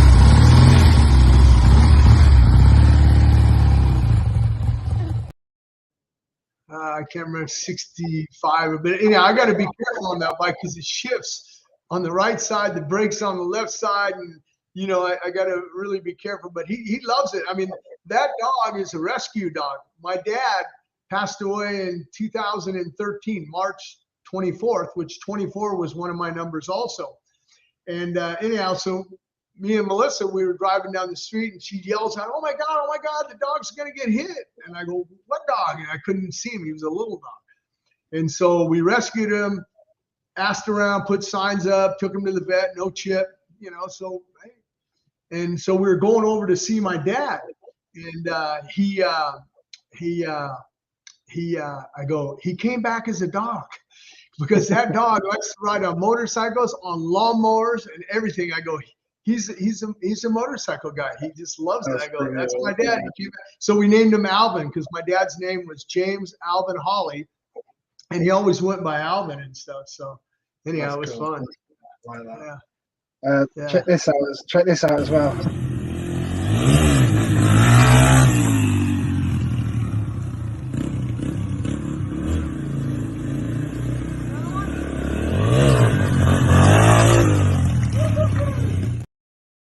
Yeah. That's the best part when he comes over and goes riding with me and stuff. He came out to LA, and that's the first time he was here, and he petted some horses that we had and stuff. He liked that. He had a good time. Yeah. Yeah, that's Greg Scott. from Australia, my good mate Greg Scotty, and that's a poster they had at the Supercross. Me and my dad when we won the World Supercross Championship back in '85. They put that up. I was surprised on how big it was. Matter of fact, after that year, they gave that to me. It's just rolled up. I don't know where I can put something like that, man. It's that gives you justice on how big it is. You know, it's crazy. Yeah. Yeah. That's right. I forgot to post these ones as well when I was showing you earlier with the actors and stuff. There's Yeah, it's Mark Wahlberg on The Italian Job. Yeah, stand-up guy. Like to, sometimes actors and actresses are, they're kind of standoffish, but Mark's a great guy. And yeah, matter of fact, he really liked playing baseball. That's Tom Hanks and Wilmer Valderrama. That was Larry Crown. Actually, I think I'm trying to remember. Julia Roberts was on that show too. I didn't get a photo with Julia though. She worked different days than I was on the set, but I was trying to get a photo. It's kind of cool, Yeah, very cool. Very cool. That's me and my dad. That's Japan. That was one of the numbers, number 10. Yeah, so it was awesome just to have my dad as my mechanic because he was a plastering contractor. If anybody listened to the Whiskey Throttle show or Pulp MX and stuff, and he was getting older and stuff, and he was a great mechanic. And I go, hey, you want this job? I can get you a job. We can travel around. And funny thing about it is, I was at a race one time, and somebody comes up and they go, "How can you talk to your dad like that?" And I go, "What do you mean?" They go, "Well, you kind of like." Didn't disrespect him, but I go, well, he's my mechanic and my father, but today's my mechanic. I go, I came in, I go, man, the bike's not working. Goddamn, what we got to wait. I'm just, how racers sometimes get intense or whatever. And yeah. Didn't talk to my dad like that. I go, well, he's my mechanic today. I'm talking to him like that. Afterwards, we go to dinner. We had a great relationship, and it's just. He passed away, like I said, I think he was only 74. So, I wish he was still around and, you could see his great grandkids, but unfortunately, he passed away. Yeah, beautiful memories to cherish them ones, sure. Yeah, hold on one second. I'm going to introduce you to somebody. Special surprise coming. Yeah, I didn't know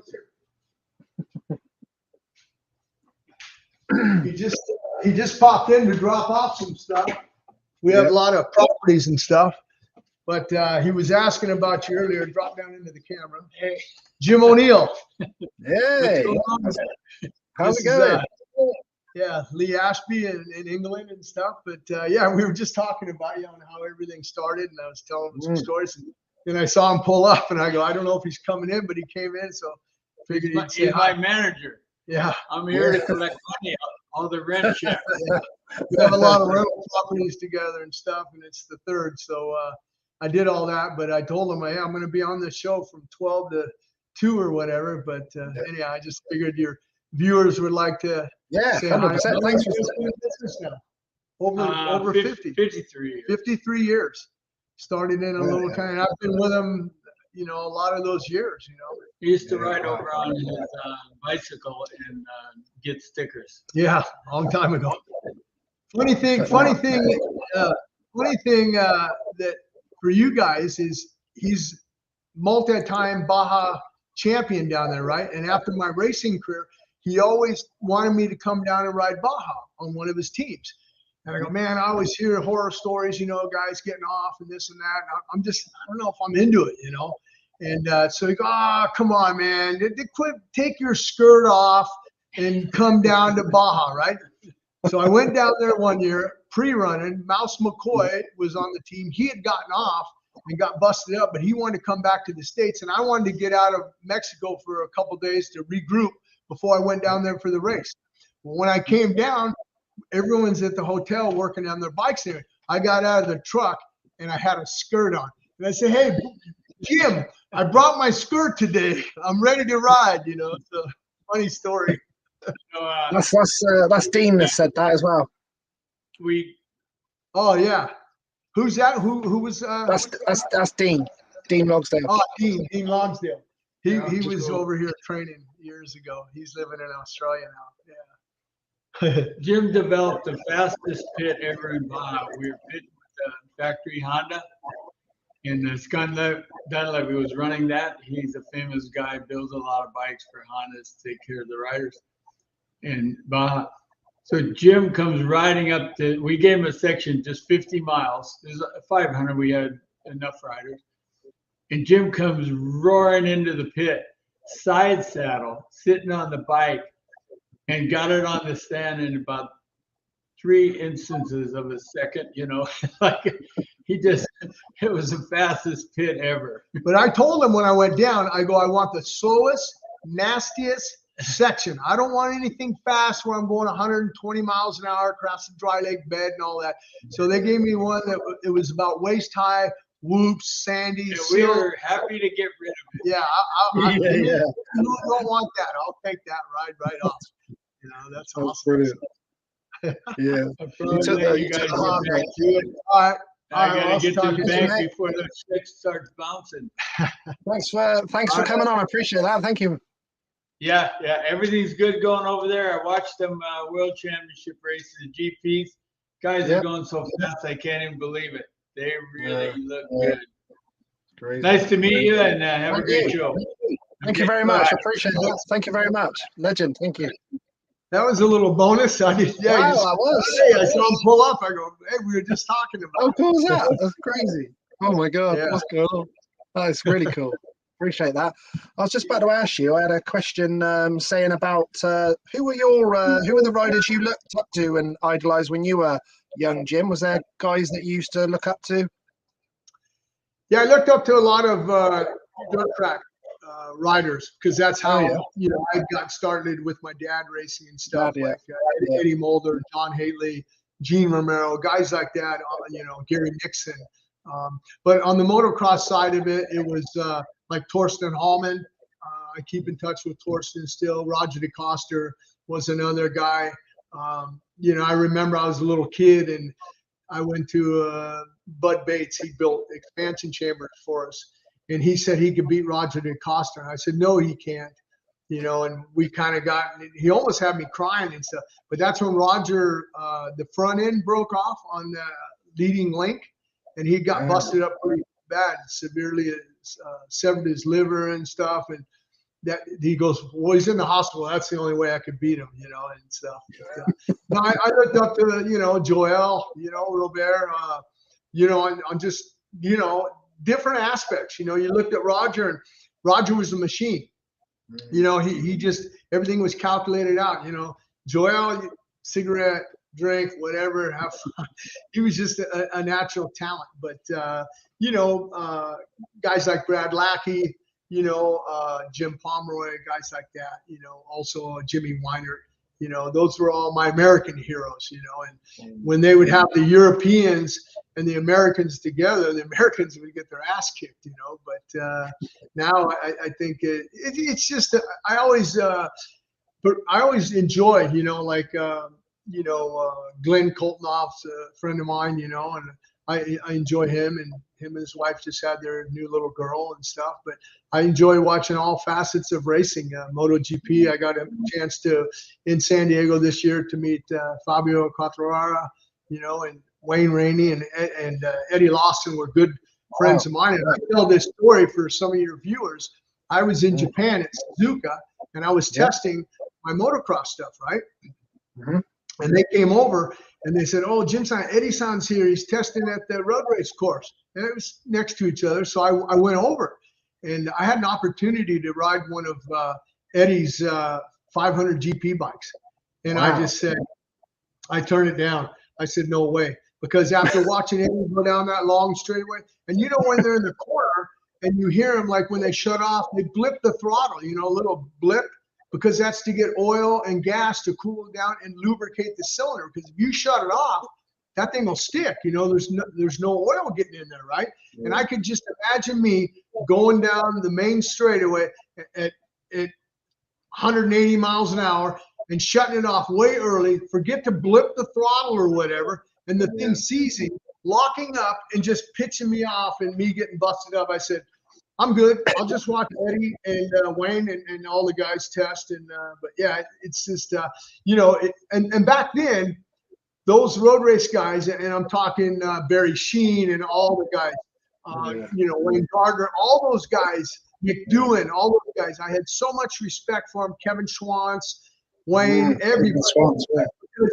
They didn't have no traction control. This was their traction control right here. They feel the rear wheels start to come away. They had to roll it off. You just can't snap it off or it would flip you. So, Kevin Schwantz, you look at Kevin Schwantz, he had some violent crashes, but Poetry in Motion, Wayne Rainey, Eddie Lawson, all those guys, I looked up to those guys, John Kaczynski, all those guys. I mean, they were in my era, but I still looked up to them, even though they're the same age as me. And I still keep in touch with Wayne and Eddie. And I just like everything about racing and two wheels, the enduros and all that stuff. I mean, desert racing, there you go, Superbikers. Yeah, that was a big accomplishment for me there. In fact, that race there, Yamaha hired a private helicopter for me and Eddie. After qualifying, we had to fly back to do the Yamaha dealer show in Anaheim. And we were in Carlsbad, and there's no way we could have made it back in time. So they hired a private helicopter for me and Eddie. And Eddie won that.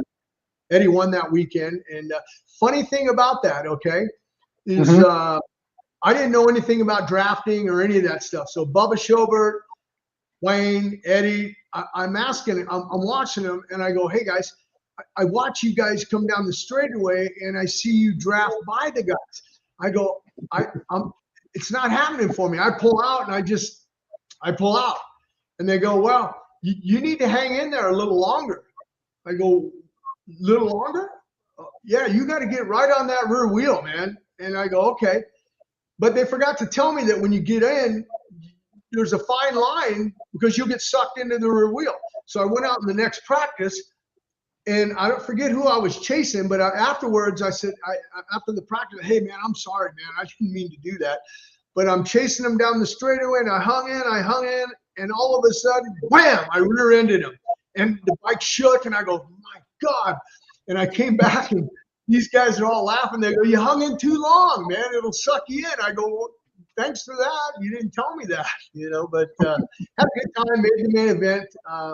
And that was my main goal because, I had no experience with pavement or any of that stuff. And, the motocross section really wasn't motocross, and it was like a TT and everything. And dirt track, I didn't have too much experience with, but it was a good experience. Obviously, being a factory rider, obviously that's a pinnacle for anyone to get to be a factory rider. What was that? Was that special for you?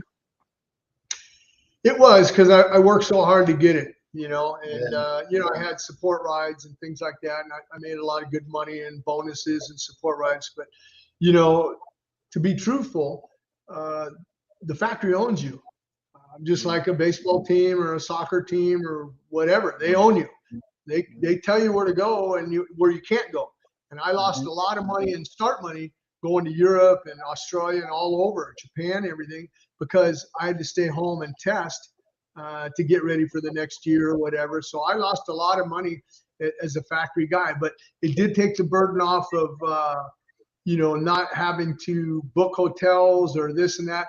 And I got really, and Steve Mathis always says, I can't believe Yamaha let you go. And I go, well, yeah, but I didn't win races. I'm paid to win races, and I wasn't winning races. Yeah, but you were the top Yamaha guy, and yeah, but I didn't win a race that year or whatever. And so anyhow, I just said, when Yamaha, before they hired me, they had the YZ Buck program. And if I was running 5th or 6th, in my head, I'm out there and I'm going, okay, right now I have this much money, and that's great. If I push it a little bit more and I crash and I get 13th or something, I'm losing a lot of money, and I need to get to the next race and blah, blah, blah. And so I was pretty content with, finishing 4th or 5th or wherever I was at.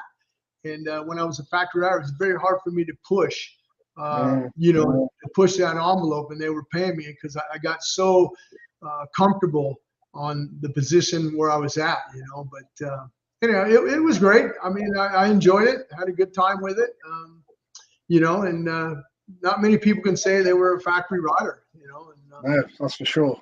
What was your favorite race bike as well, Jim? Did you have a favorite race bike throughout your career?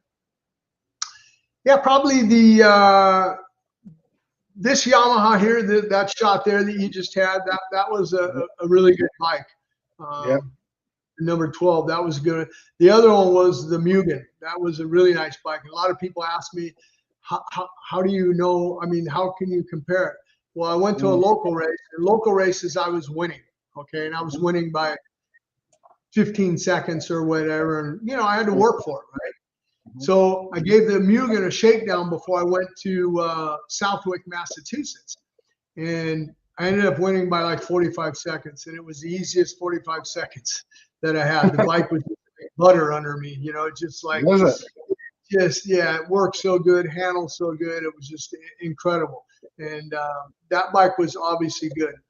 One of the ones that were really hard is the Can-Am, because they had success from Jimmy Ellis winning supercrosses and stuff, and then they didn't go dormant, and the Japanese factories had really pushed and developed the motorcycle. When I got the Can-Am, it had the frame was so low that you know, my rookie season on that thing, you know, I couldn't figure out why a lot of the top guys are following me, and I'm going, this is kind of strange, you know. So I think Hannah or somebody, I talked to Bob, and I go, hey man, why do you guys keep following me? He goes, oh, because your bike is so low, when you go through the whoops, it knocks down the tops of the whoops for us.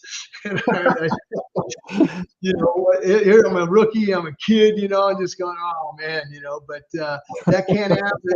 You know, it just, we were trying to develop it and get it going, and, you know, but it just didn't gel after a year, and that was it, you know. But this YZ was good. It was really nice working with Yamaha, you know, because they could make some sort of changes, you know, relatively quick, you know, where other teams, yeah, they don't get that opportunity. But you have a plethora of different combinations, cylinders, pipes, and everything you get a chance to test from, which was really nice. You know, I enjoyed that.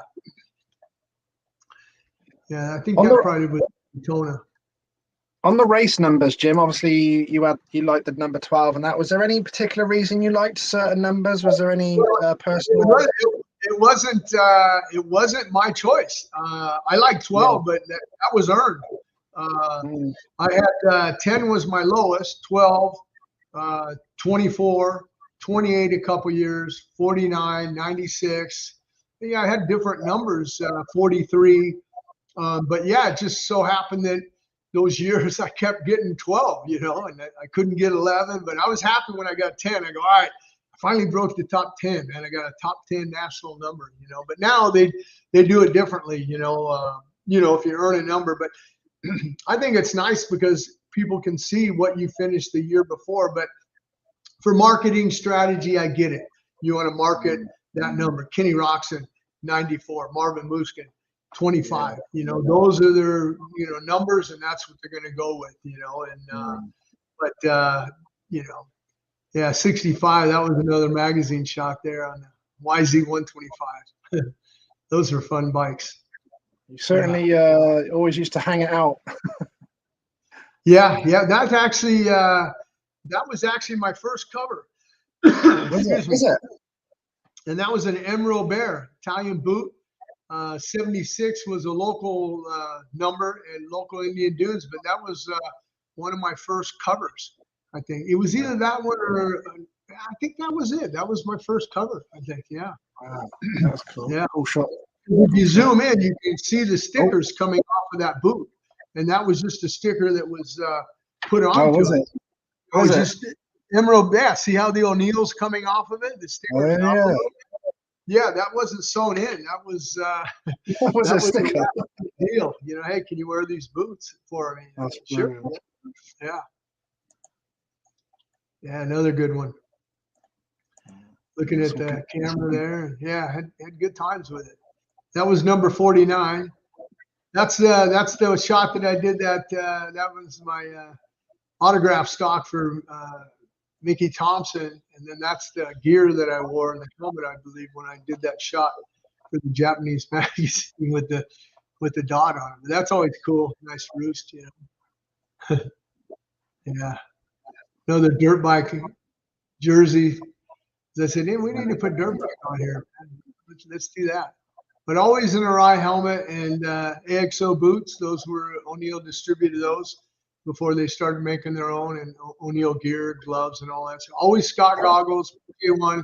I was always loyal to all my sponsors, you know. And but like I said, with Yamaha, I tested all the Yamahas, and I did test other bikes, and I think that helped out, you know, me and Yamaha to kind of know, you know, what other people were doing. But nowadays, when they test, Yamaha will buy all the manufacturers' bikes, Kawasaki and all those. That's the big 490 there. That's out behind my house there. But they all buy the competitors' bikes, and then like I know Travis Preston, he's testing at Yamaha, so he'll ride every one and test, you know, a different bike. And I'm sure the other manufacturers are doing the same. That's up behind my house because I remember the rocks there. Yeah. That was a beast. Yeah. Yeah. The old 500 Honda. Yeah.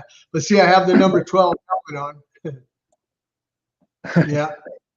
Yeah, I see the helmet. Yeah, and see now O'Neill made their own boots, so I had O'Neill boots on. Oh yeah. I see that. Yeah. It was so cool, all the kit and everything, wasn't it? It's like iconic, all of it was. Yeah. I wish I had, you know, a mannequin. I have a mannequin out front, but he's a Western cowboy guy. But I wish I had a mannequin. I know McGrath saved a lot of his stuff. He's got him dressed up with head to toe with what gear he rode in that era and stuff. Yeah. I can't believe on that one there they wanted me to go, hey, go through this mile. Man, the bike's going to get ruined. They said, we don't care. We're giving it back anyhow. But that was, I had number 28 that year on that helmet there. So that's the number 28. Who was the biggest influence on your career? There's been so many people. It's hard to name just one, but obviously if I had to name one, I would say my dad, you know, on just, he never really pushed me to go riding. You know, he was hard. He was hard on me. But I was okay with that.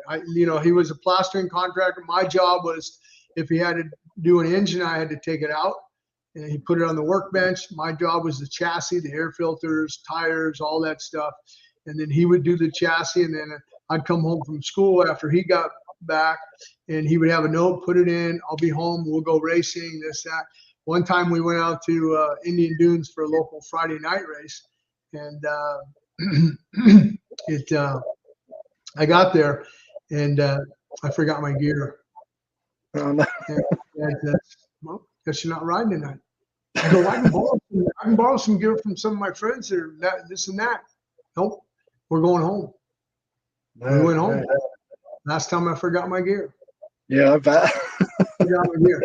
I mean, think about that. I'm a 12, 13-year-old kid or whatever, and no, that's it, man. You forget your gear. He goes, you think I forget my tools when I go to work?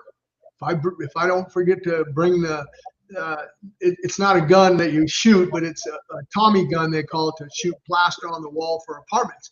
If I forget to, you know, bring the gun to work, all my employees and all that, they ain't working today.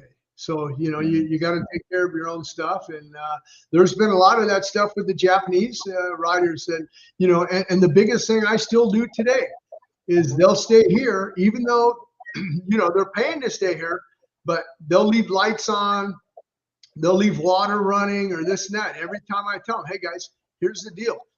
I catch you with a light on, automatically, and Dean probably knows this, is you owe me 20 push-ups, bottom line.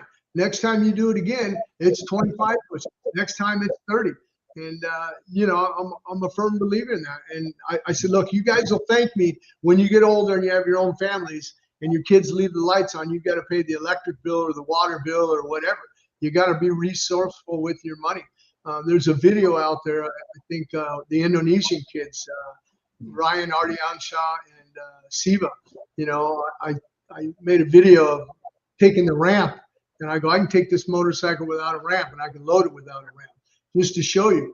And actually, if you crash, you're going to have to get this bike off of you, or you could get burned with a pipe or whatever. Nobody might not be with you for 30 seconds or whatever. What, are you going to let that pipe burn through your neck and get to your arteries. You got to be able to strong enough to push it off. And then I have this thing that I built. It's pretty heavy, but you hold on to it, and we smash aluminum cans on a concrete thing. And I go, this is good for training, and it's also good for the environment to recycle, you know, aluminum cans and smash them down or whatever. So I'm just trying to pay it forward and, you know, teach the younger generation on what to do and all that stuff. You know, the biggest pet peeve that I have is people, and it happens in England, is graffiti. That bothers me the worst. Oh yeah, I hate that. Got a historical building over in England and they're everywhere in Europe, and they just tag it. Like, come on, man. Like, I'm not coming over to your house tagging your stuff. You know, why do you tag something like that? And I just could never understood that. You know, like they should. You know, I don't know. It's like the Berlin Wall. You know, that thing got tagged, but you know, it's just matter of fact, I got a little piece of it when I was over there a few years back. They were selling it. Did you? So, Did you? Like your buddy Kevin Wheeler, I'm going to see him in New Jersey, and we have these that we hand out at the Monster Energy. And I came up with this idea last year that we hand them out to all the little kids, and if we have any left over, we hand them over to the adults and stuff, and they take a little piece of dirt from Supercross. Because, you know, you go to a place like England or wherever on the beach, you want to, hey, I was in England, here it is, you know, or Hawaii or whatever. Like I said, I got the Berlin Wall, I got a piece of it that I bought, you know. So I told Feld, I said, you know, let's give these to the people. They pay for the track walk. But I said, let's make sure we hook them up. So I'll hook up. I'll make sure to Kevin and tell Kevin, he's probably listening, make sure I'll get one for you and you can hang it up and take it back to you, Lee. That'd be awesome. Yeah, well, very cool. That'd be unreal. Andy's just said here, he's got one of the Australian Speedway stars living with him in the UK, and he just put Nick Morris, which is what his name is, leaves the lights on. He would have done 20,000 push-ups by now. That's awesome. Well, there's a method to my madness, like I tell everybody, Nick. You know, I mean, Andy. You know, Nick, it's also training for him to hang on to that Speedway bike when he pitches it in or whatever. But yeah, I mean, it's just teaching them to be not responsible, but you know, for their actions. Like, hey, you know, Andy's putting him up in his house and everything. The least you can do, and you know, hey, why don't you go out and wash Andy's car or something once in a while, you know, or do this or ask around, or hey, can I do anything for you? You know, it's just, you know, show your appreciation. Don't expect that Andy's going to take care of everything for you. You got to get back to Andy a little bit, Nick, and help him out. You know, I'm sure they have a great relationship, but I just try to tell the kids that, you know, you know, ask if, you know, you can help me out, or, hey, can we set out the trash cans for you this week or whatever? Oh yeah, sure. Hey, or can we bring them in or whatever for you? You know, it's just courtesy. It's just, you know, do unto others as you would want done to you. You know, that's kind of what my motto is, you know. I love that. Bit of discipline and everything. It's always good for everyone. What about superstitions then, Jim? Did you have any weird and wonderful one, any of them? Or yeah, thank God I never rode Kawasaki's. Green helmet. Yeah, no, you're all right. Green helmet. I wear green now, but I wouldn't want to. My dad taught me this. He didn't like green motorcycles when he raced. He would never paint his Triumph motorcycle green or green. He just said green, and so I never really wore green. You know, when I was racing, I would never have any gear that was green. You know, you see Chad Reed sometimes when he was riding, he'd have green. You know, because the Australian colors green and yellow or whatever. But I never did green.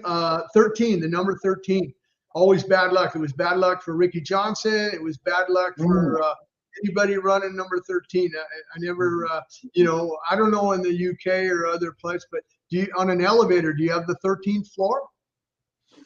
Yeah, I expect they do. I don't. That's a good point, actually. I don't know. Actually, that's a good point. Yeah. But I know in the States, I don't know if we have. No, I think we have a 13th floor. But anyhow, the number 13. Whenever I got a new helmet, I always dropped it. I always dropped it on the top of it. Yeah, just good luck. My dad said, Now I would drop it on some grass. I wouldn't drop it on the concrete to scratch you with, but I would just take it up a couple, 2 or 3 feet next to my waist and just drop it. Okay. Now when I go racing, I'm not going to crash. I already dropped the helmet, you know. He's just put no 13th floor on cruise ships. Yeah, see, there you go. Yeah, that's what I mean. Like, and I'm talking. I know Ricky had it. I think Heath Voss had it. He didn't do good that year. Mike Craig, I think he had it. All the guys, Phil Lawrence, I think he had 13. All the guys that had national number 13. And you can look nowadays, no one's running number 13. No. You know, in the States. I wouldn't fancy what about that, in Europe in the MX1 or MX2? Is they don't? No, I don't think so. I don't think there is. Yeah, I just think 13. That said, I remember that when he was in America on the Honda. Tortelli, he had 13 also. Yeah, that's right, Pat. Yeah, Tortelli had it also. But did he have a good year that year? Probably not. I can't remember. I don't know if he had a good year. Would Jim walk under a ladder? Nope, that's yeah. I don't walk under ladders either. That's another one. Or black cats that cross in front of you when you're driving. I'll turn around. And I'll do a U-turn and I'll go down the street and he's gone. Then I'll come back. You know, black cats. Yeah. I remember. Now it's coming to my mind. I'm getting old, you know, so I forget different things. But yeah, ladders and black cats also. I remember in the UK on the way to motocross events, if I saw, I think it was a magpie bird on its own, the black and white magpies, you do that, you have to salute or something like that. I'd be doing that all the way. Right. Yeah, there's that. Yeah. I mean, we have a black cat here. It's a homeless cat. Yep. Oh, Swink was another one. He switched from 13 to 103. Yeah. Yeah. Brian Swink. Yeah, that's another one. But we have a black cat here at the ranch that we feed. He was just a homeless cat, came by and we give him a little bit of cat food or whatever. But he don't walk in front of me. He kind of hangs out and does his own thing. I told him, hey, don't walk in front of me when I'm driving my car, man. Pat's just said here as well, he had a bike run out of fuel while leading at Redbird in front of RC running 13. I'll gather his poor telly. Yeah, see, I mean, it's just, yeah, I mean, the number 13 is just, I don't know for what reason. Even race car, I don't know if race car guys have them either. I don't know. And there was another one that when my dad was racing, his mechanic never eat peanuts in the pits. Really? But I didn't eat peanuts on race day. He didn't like the peanuts, and yeah, Bob Hansen. He didn't eat peanuts on race day. Yeah. Brilliant. What track or event that you've been at has been the best atmosphere you've ever raced in? I would have to say, like, for nationals outdoors, I would say Southwick, Massachusetts is a good one. Washougal, Washington. If it's nice and sunny and not overcast, but just the green trees and that. The track's a little bit greasy. It's a little deceiving. It doesn't have loam. Mammoth Mountain, they run a motocross in June at Mammoth Mountain every year. Although it's getting to be, it used to be a sand course. We'd run sand tires, but now all the sand's kind of going away. It's getting down to the harder surface. You run, but still and it's at elevation. I mean, I think it's at 6,000 feet, which, you know, it's hard to breathe up there. The bikes tend to run a little slower, but that was a good one. I always enjoy that one there. I raced that one when I turned 60. Me and Rex Staten, when we were 30, he was a little bit older than me. He actually beat me. He was riding because it's an open, and he was riding his Kawasaki 500, and I was on a 250. And up the long uphill they got, he would just pass me going up the hill, and then I'd get him back over the finish line and then up the uphill. We went back and forth, and after the race, we crossed the finish line and we laid down our bikes, and everyone thought we were going to fight because, I mean, we were banging on each other, you know, but we just gave each other a hug because it was such a great battle, you know. It was just an awesome event. I went back when I was 40, and I won it when I was 40. I won it when I was 50, and then my cousin, Robert Hansen, he says, hey, I signed you up for 60. I go, for 60? I've been raced since 10 years ago, and I haven't been riding, you know. I just kind of, you know, you go, I don't even got a bike. Well, you better call Yamaha. So I called Yamaha. Hey, can I borrow a bike? And Pete Murray beat me. but we had some good battles. I was happy.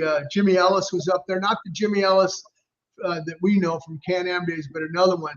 We had some great battles, and I ended up getting second. And but I was leaving the next day to go to my grandson's birthday, and I said, "Man, if I get off and I get hurt and I miss that, I'm going to be in big trouble with the family." So I'm okay.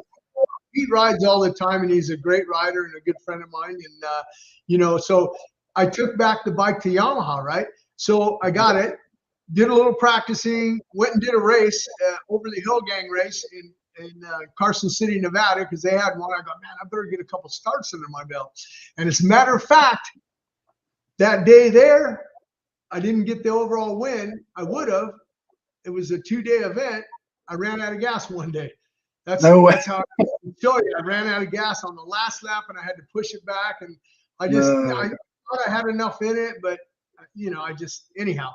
So when I took the bike back to Yamaha, after racing Mammoth and practicing at Mammoth and all that, practice before in that race I did up there, how many hours do you think I had on the bike? How many did you have? How many hours did I have on the bike? Don't know. 9.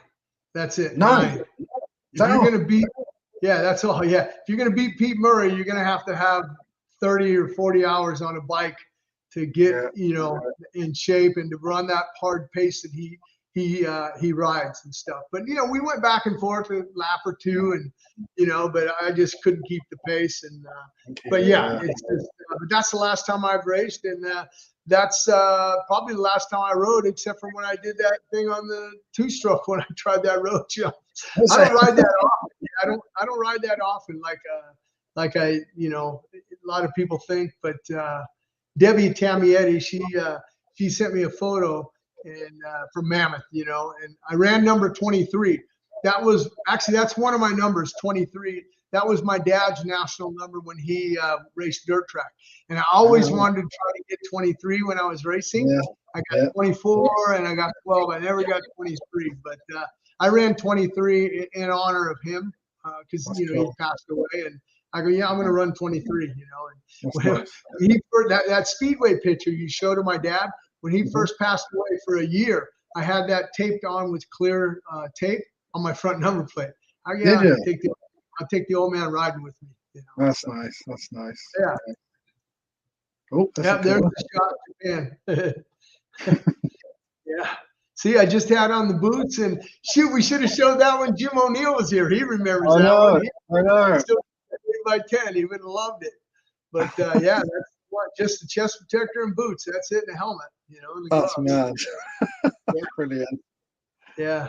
They asked if they were doing a story on me. That's actually Dave Osterman there on the Suzuki there in Me 28. And see that helmet there? That's the one he designed for himself, and then he designed one for me later because he didn't like my cue ball helmet. He goes, "Why don't you take my design? He changed it up a little bit too." And but yeah, that was us at a magazine shoot we went out and did. He had I believe it was Action Oz. He was starting a company and stuff. So we had a good time doing that. Yeah, Can-Am. I can't believe those number plates are so big. They're massive, aren't they? Massive. I think that's in Seattle. Seattle. That looks like Seattle Supercross because it's pretty cold up there and stuff. But yeah, I just can't believe like no chest protectors, no mouth guard. Just throwing that's an electro helmet. I rode electros for a while, and then like I said, Hiro Sato in Japan knew Mitch Arai, and we hooked up, and been Arai ever since. I still have one of those electro helmets though, but always Scott goggles though. I see the grill bits in the back of the front mudguard there and all that. And yeah, that was to let a little more air into the back and stuff. Was it? Yeah. But even Honda, if you remember Honda, their production Hondas that year, everyone had big number plates for some reason. I don't know. Well, that's before transponders came in. Yeah. They had to see the numbers on a mud race or something. They had to have an extra big. They couldn't. Yeah, I remember my mum in a lap scoring vans doing all that motocross meetings in the 90s. Did you have a lot of? Did you have any big injuries that held you back at any point, Jim? Did you have any big injuries during your career that stopped you from? Yeah, I did. I don't know if people can see this bone that sticks up my shoulder. Yeah, I can see it straight away as soon as you learned. Yeah, they got them on both sides. You know, they stick up. I had back surgeries, and I don't know if everyone can see my 3 fingers are the same size. Yeah. These 2 here got caught in the chain, and I had to cut my bone back and do a skin graft and stuff, and stitches in the chin. Yeah, it wasn't fun on the sprocket. You know. Yeah, I was. When I was at the doctor's, I asked him. I heard him because they just numbed my hand, you know, and I could hear him, you know, during the surgery. I go, "What are you doing?" He says, "You trimming my nail?" And he says, "No, you don't have a nail." I said, well, "What are you doing?" "I'm trimming your bone back so I can get some skin to peel over the top and for the skin graft and stuff." And I go, "Oh man." But funny thing about that is after the surgery, about 6 months later, my hand was in pain. My finger was just in so much pain. And I'm telling my mom, and I was only like 14 years old, 12 or 14. I can't remember. I go, "Mom, my finger's hurting. It's really killing me. I think I got to go back to the doctors. I can't stand it." And so we went back to the doctors. And if anybody can see up close, see, I have a little bit of a nail. Yeah. My nail was trying to pop through the skin.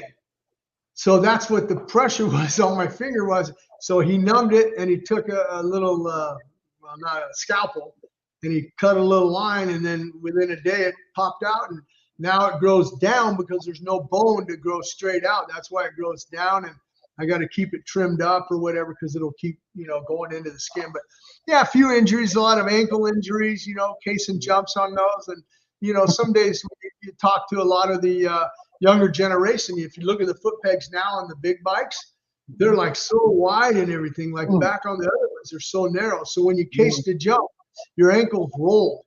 And I had a lot of that problem. I had to, you know, have my ankles taped up a lot at races because I didn't like new boots. I always had, whenever I got new boots, I would give them to my friends, and I'd say, "Hey, wear these for about a month and then give them back to me, and then they'll be broken." I could not ride in stiff boots. Couldn't feel the shifter, couldn't feel the brake. Now, David Bailey, on the other hand, his ankles were so bad that he had to have new boots every race, brand new boots. Yeah, because his ankles were pretty bad. Yeah. Wow. I go, "Man, how you riding new boots?" Yeah, he would use the new boots one race, and then he'd give them to his friends. "Here, take these. I'm getting a new set for the next race." I was the opposite. "Here's new boots. Give them back to me in a month," and then I'd wear them out and do the same again. But yeah. But also back then, like O'Neill and other people that were making the boots in Italy and stuff, they would have different leather. So they started making boots for me that were a softer leather. So I could use them, you know, and I'll never forget this. I went to Paris for a Supercross, not it was a different Paris race, but I was at East Rutherford, New Jersey for the Supercross, right? And I had my gear bag, and it was packed. My boots were in there, my helmet, all my gear was in there, right? And that's back when your boots were, you know, on the side, you know? Yeah, on the side of the back. Yeah, so I had my gear, and it was underneath my box fan. So I was signing autographs, you know, on the back of the box fan, right? So I was doing that. I got in a plane, flew to Europe, got to the racetrack, had no boots. And I'm thinking of my dad when I was little. "God damn, I forgot my boots. I left them in the," but I didn't. I called home. I go, "Hey, I didn't leave my boots." Nope, they're not in the truck. I went, somebody crawled underneath the box van from the front of the truck, underneath, unzipped, took my boots out. So O'Neill had to call, and this is before phones and cell phones and text and all that. They had to call a distributor, and I had to race that race with brand new boots. Oh no! Hated it. I mean, I put him in a bathtub, hot water, put him on, wore him around, out to dinner or whatever, sopping wet, you know, just to kind of break him loose and try to loosen him up. people probably thought in France I was nuts wearing my motocross boots in the restaurants and stuff. And then I would take a hair dryer and I would dry them out. Then I would put some oil on them like you do on a baseball mitt, you know, to soften them up. And then I repeat the process the next day, again in the water, soften them up and put them on as tight as I could. And then that way there they would stretch. I was trying to stretch the leather and stuff, but that worked out okay. Are you all right for time, Jim? Because I don't want to take up too much. I appreciate your time. Thank you, mate. Yeah, no, let me check and see what I got here. I don't know. We can do another one another day as well. It'd be good. Yeah, that's fine. Yeah, whatever you want to do. Yeah, I mean it's 2:00 now. I probably should get something to eat or whatever. And I got a few things to do before I go off to Glendale, Arizona. That should be a good one for the people listening in and watching. That's going to be a Triple Crown. And I don't know what your thoughts are. Do you like the Triple Crowns? Yeah, I do like that. Yeah, the riders don't like it though. It's 3 races, 3 stars. No, they don't. And but it's cool because it gives a guy that, you know, maybe he can't last the whole 20 minutes in a main event. It gives him an opportunity to try to steal a race win away. But the one I'm really looking forward to, I'm not doing Atlanta. I'm taking that one off. But the one I'm looking forward to is when I'm going to see your buddy Kevin Wheeler. That's going to be an East-West combination. I'm looking forward to Jet and Hunter Lawrence. I want to see how those guys play out together. Yeah, it should be good. Yeah, a lot of the guys have enjoyed it. I'll get this out there. Like I said, we can do a part 2 sometime. It'd be really cool when you can. Yep, not a problem, man. Always a pleasure. And I'm going to try to get that Ricky interview for you. And that'd be awesome. I got to ask you. So it's where's the track at? What for my reunion? For the 29th and 30th, the AMA Speedway Reunion 3. But what I said Darwin, but it's Darvon, D-O-N, correct? Yeah. So it's Whiteway Barton. Yeah, Whiteway Barton. If I get that, well, not for me, but for Ricky Carmichael. But I got to make it simple for him, you know. Like a lot of guys. Just say, as long as you say Reunion 3, make it simple. Yeah, Reunion 3. Yeah. Well, they got tongue twisted. I just said the end of April. You know, but we'll be in Tennessee that weekend, so I might tell Rick, hey, this is Ricky Carmichael. I'm going to be in Tennessee the end of April, but I know where you guys should be. Make sure you contact Lee Ashby. Yeah. It's going to be in Darwin, you know, Whiteway. You know, I'll get it. Depends on how he does it, you know. I don't care as long as he sets up. He'd be amazing. Yeah, no, we'll get it. But people, how did they get a hold of you? They just on Instagram or something? Yeah, any of my social media or anything, they can get hold of me and then book in for the meeting. So get the booking in. Yeah, so that's like Instagram or Facebook and what else? Yeah, Facebook, Instagram. Yeah. I've also been putting my number out on everything so people can text me, WhatsApp, and all that sort of stuff. Yeah, no, I'll tell them to make sure you check out Lee Ashby on Facebook and Instagram to get all the information for the race, and that'll be easy enough for him to do. So, but I screwed it up. I said Darwin because Baderman A.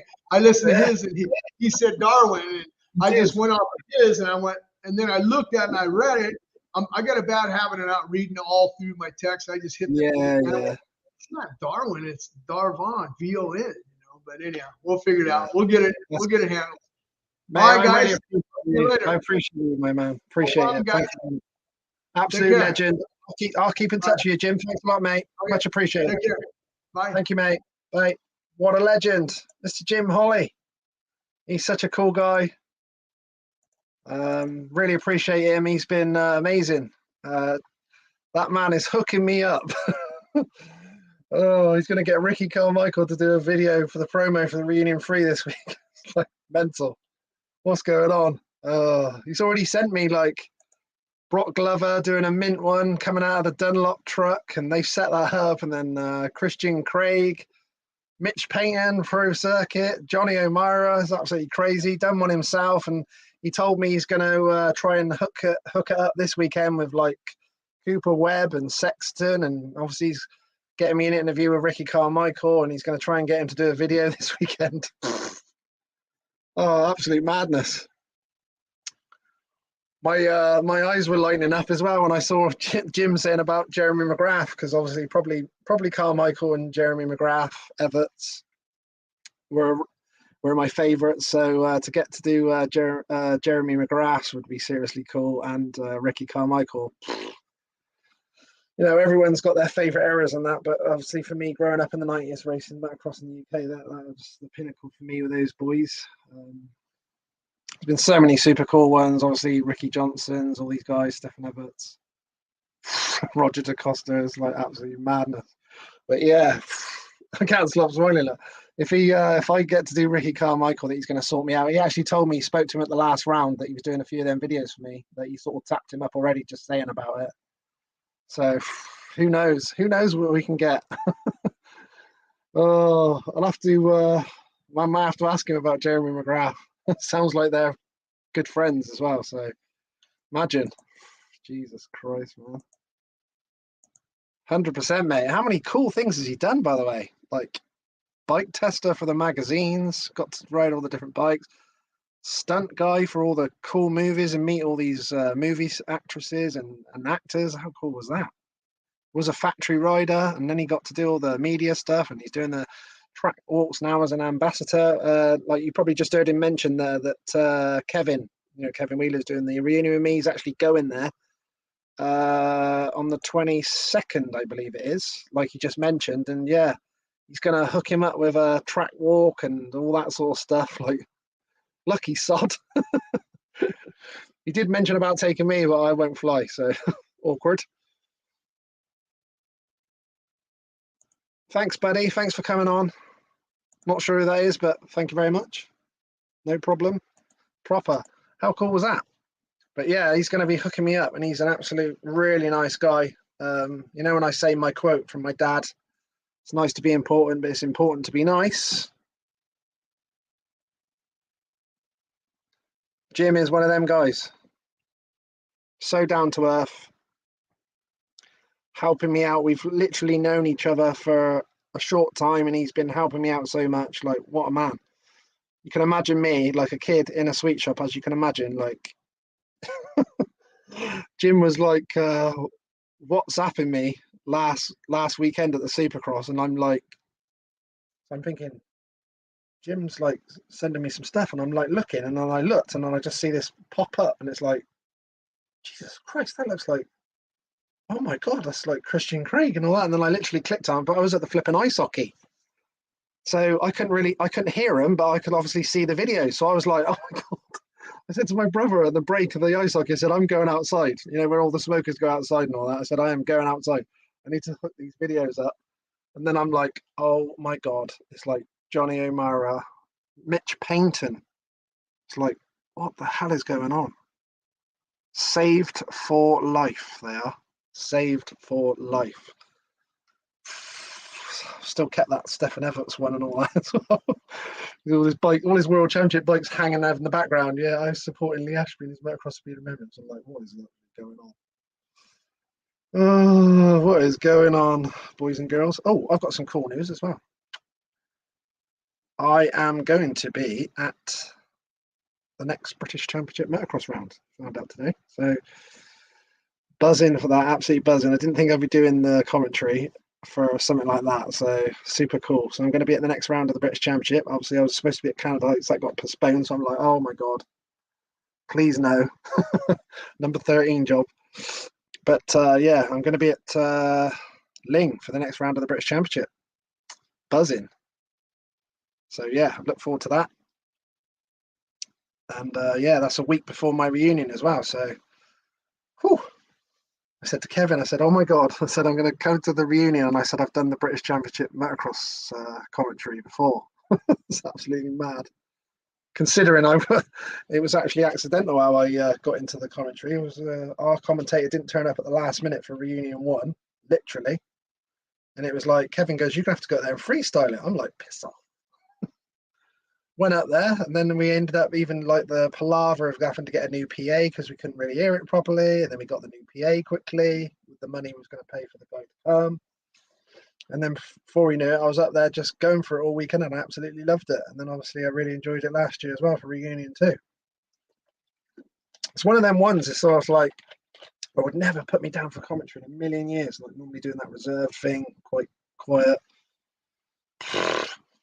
But once it's like the interviews, always crap yourself and nervous before the interviews, and then as soon as I sort of start, then I'm like, feel all right. And that's pretty much how the commentary went. I was on there thinking, oh my God, what is going on? Like, I'm the last person you should give a microphone. And then I literally got into it, and it's just because of the passion of like loving it and all that. I just literally went away with it, and I just loved it. And it took the pressure off of all like the 6 months of build up to the meeting, and all the pressures of it, and the booking ins, and all the mad stuff that was like needed mental therapy from. It was like it all just disappeared out of me while I was started the commentary. And it was just like forgot about all the worries and all the problems and issues, and it was just like, yeah, 125, man, 125. Oh, get the Art Ekman out. I was like, yeah, man, 125. Woo! I'll have to remember the old throat sweets and a few things this time. And Adam was telling me you'll need the old because he does the singing and everything. He said you can get these sweets that.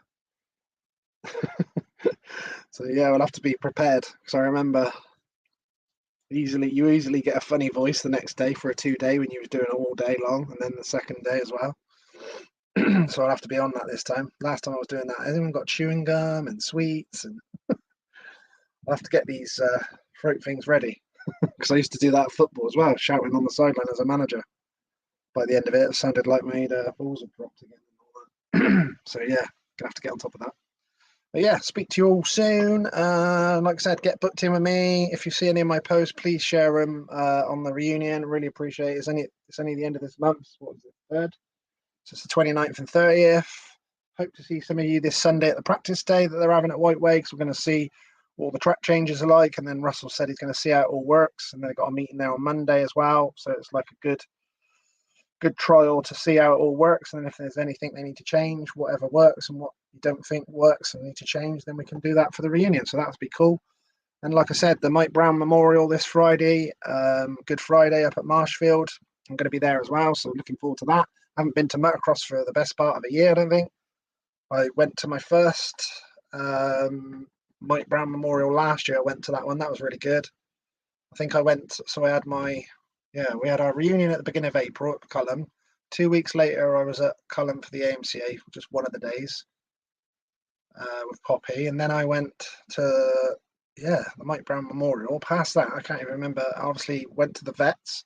So yeah, that would be the last motocross meeting I was at the Vets Donations at the Fox Hill. It's the last time I've been out. So buzzing for that. This Friday. So hopefully see some of you down there at Marshfield Friday, and hopefully see some of you guys at Whiteway Barton on Sunday. Yeah. Bit of a cheeky Easter day out. Lane is absolutely buzzing to go to Whiteway Barton on Sunday. But yeah. So I'll speak to you all soon. I'll keep you updated. Like I said, I'm on here again tomorrow night, 8 p.m. UK time, with British Speedway legend Jeremy Doncaster. Proper legend for the Ipswich Witches and the Reading Racers. Won multiple things, was world number 3 in the one-off world finals in the 90s. He was Commonwealth champion, overseas champion. He won the Golden Helmet abroad. He won so many things individually. He won the World Cup with England at Bradford, which I think was about 89, I think that was. So yeah, like I said, he's a really cool guy. I'm going to get him on tomorrow night, so I'm looking forward to that. And then I've already got booked in Mr Tacey next week for Tuesday, so just got to book me. I think it's bank holiday Monday, so I won't do one then. And then I need to get a motocross one in for next week, so I will update you all on that. Like I said, if anyone wants to get involved with that new comp I got going with the World Supercross, the first round is in the UK on Saturday, July the 1st at Villa Park. We've got a competition. We're going to do 1 to 100 numbers. You can have any numbers 1 to 100, no prepayment. And then once it's all filled up with 100 numbers, then we'll get the payment in for the numbers. So basically, it's like for 2 VIP tickets, which they're calling premium. So it's 2 VIP tickets, 2 premium tickets, whatever you want to call it. And this year it includes the practice again, same as like when I went to Cardiff last year. You don't see the practice if you just got a normal ticket. So that was cool to do that. Also included in this year, you get the pit walk as well with this. So that's really cool. Didn't get to do that last year with a VIP, so that's amazing. And then also there's the hotel stay that evening after the event, which is obviously at Villa Park, if you didn't know, which is Aston Villa's football ground, which is in Birmingham Way. So yeah, so get involved with that. Message me, you can have any numbers, like I said, and then I won't ask for the payment for the numbers until all the numbers are gone. So we're trying that out. So yeah, hopefully speak to you all soon then. Let me know if anyone wants to book in. Got literally novice one was full. I've got one spot that's come back up in the juniors, which is any bike. I've got only 4 vets over 45 class, which is on any bike. And in my novice 2 is literally nearly 4. I've got 4 left in novice 2 any bike as well. We're allowed 44 max in each group. We got some space in the 125 Evo Super Evo, so get onto me for that. And then also the 250 500 Evo Super Evo, and then also the MX1 and MX2s, which is going to be combined, which will be interesting. Scored separately, but it will be interesting them riding together, so it should be interesting. So yeah, let me know, get involved. Hopefully get you guys into this reunion. It's going to be mint. You've probably seen me post up about all the legends that are going to be there. Crazy amount of British motocross legends we got coming now. So it's been probably at least 4 or 5 times as many as we've ever had for any of the first 2 reunions. So amazing. Hopefully as you come down, like I said, it's free to get in, free for spectators to come in, free to camp as well. To try and help out all the riders and their family and friends. So you can come on down. We're going to have all the catering, all the spot on catering again. It'll be Sharon Hartley and all her friends and all that. All that'll be there. We'll have the beer tent, the bar. Benji Cockrell's going to be on the DJing again, so that's going to be lit up. Where me and Kevin are going to be on the race commentary. Sorry, get that out in a minute. On the race commentary, so that'll be cool. So yeah, literally I won't be on the commentary until after I've already done the British Championships. That's really cool. So yeah, amazing. Really buzzing about that. After just doing the 2 reunions so far, I was like super honoured to be asked for that. So just looking at my list here for the legends, I've got Speedway 1982 British champion Andy Graham's coming again, Bradley Wilson Dean, New Zealand Speedway champion, BSMA legends, Steve Liddington, Danny Smythe, Cole Belfield, Stephen Holmes. Hopefully he's going to be okay to do the legends as well. That'd be cool if he can come. Dean Batchelor, and then you got like all the British Championship riders, proper legends. You got Graham Noyce, obviously former world champion, 1979 500cc world champion. Matt Gordon, who's used to race on the old Castrol Hondas. Julian Rawson. He might even be racing yet in the 125 class. Got former British champion Greg Hansen. He's going to be also racing in the vets. You've got Russ Jarman. I did his interview a few weeks back. He's going to be racing as well in the vets class. He raced last year and was like hanging it out at Cullum. You've got Julian Clark's going to be there in the legend. You can remember him being the team owner as well for the Action Workshop boys. And Watley won the 500 British Championship, and then he had Lyles and Warren Edwards the following year in the Honda team. He's riding as well. He always used to do the British Championships as well. Good rider. He's going to be there. Dan Beamish, he'll be there in the legends, and his son's going to be riding as well. Jeff Perrett's going to be there. We all know the British Fro. He's going to be there as well, mixing it with the legends. He's been at the first 2 as well, so he's not missed any of them yet, which is cool. We've got Rob Andrews is coming down. Who I'm reading his book right now. Hopefully finish it soon so I can get an interview with him. Rob Andrews is going to be there. He's going to be on a 500 Kawasaki being supplied to him, which is really cool. We sorted out as well. But he's going to be there on the Sunday. We've got Dave Watson as well. How cool is that? No one's seen Dave for a fair while, so to get Dave Watson out there is really cool. More British Championship riders. Dave Higgs, Phil Roberts. Craig Prattley is going to be there again on the Castrol Honda, so really looking forward to that. He's been at the first 2 reunions, which was super cool to see him on the Castrol Honda 250 2-stroke with the rocking the Apico gear and all that. It was absolutely mint. Perry Leask, unfortunately, now will not be able to ride. He's just had surgery the other day, which I did post up, and a lot of you are giving him love, so thank you very much for that. He will be still coming down though, so he'll be down there. Hopefully we can have a few drinks with Perry in the old beer tent. So that'd be cool to reminisce with some stories with that man. What a proper legend he is. Ricky Priest as well. Be cool to see Ricky spin some laps. He was always super fast. I would say he still is. Don't know how much he's rode lately. I don't think he's been on a bike for a while, but he was always super fast. I know he was winning some of the Farley vet stuff and all that, and on a 125 and stuff. So I'm sure he's gonna come down and be cool. Who else have I missed anyone? No. Said about that. Yeah, just trying to check to make sure I haven't missed anyone. What it's like. Yeah, that's everyone on that. So yeah, looking forward to that. Should be cool. Check it out. Come on down. Come on down. Come on down and have a good time. Plus, it's a bank holiday weekend as well. So the bank holiday is the Monday, May the 1st. So it's cool that you got a bank holiday Monday as well. And we can also camp on the Sunday night if you wish. You could even leave there and go down the seaside for the day or whatever. Hopefully the weather be good. We're also going to have the catering still open on the Monday morning. So if people want to stay the Sunday night to chill out and go back on the bank holiday Monday, Sharon's going to be open with all the breakfasts and things like that if people want to do that before they go as well. So yeah. Ciao Bella all. I think I've already said my dad's quote. It's nice to be important, but it's important to be nice. Good night and God bless. I'm going to go and have some late tea. Thank you to the man, Jim Holly. He is hooking me up. Seriously, what a guy. He's already a super cool friend of mine. It's amazing. Yeah. Some seriously cool contacts, which is amazing. Yeah, really privileged to be able to speak to loads of these guys. I just remember, like, when I first started, I had literally zero contacts of anything. And I would literally just basically just chase. And it was, yeah, crazy. Some of them I'm still chasing now for some interviews.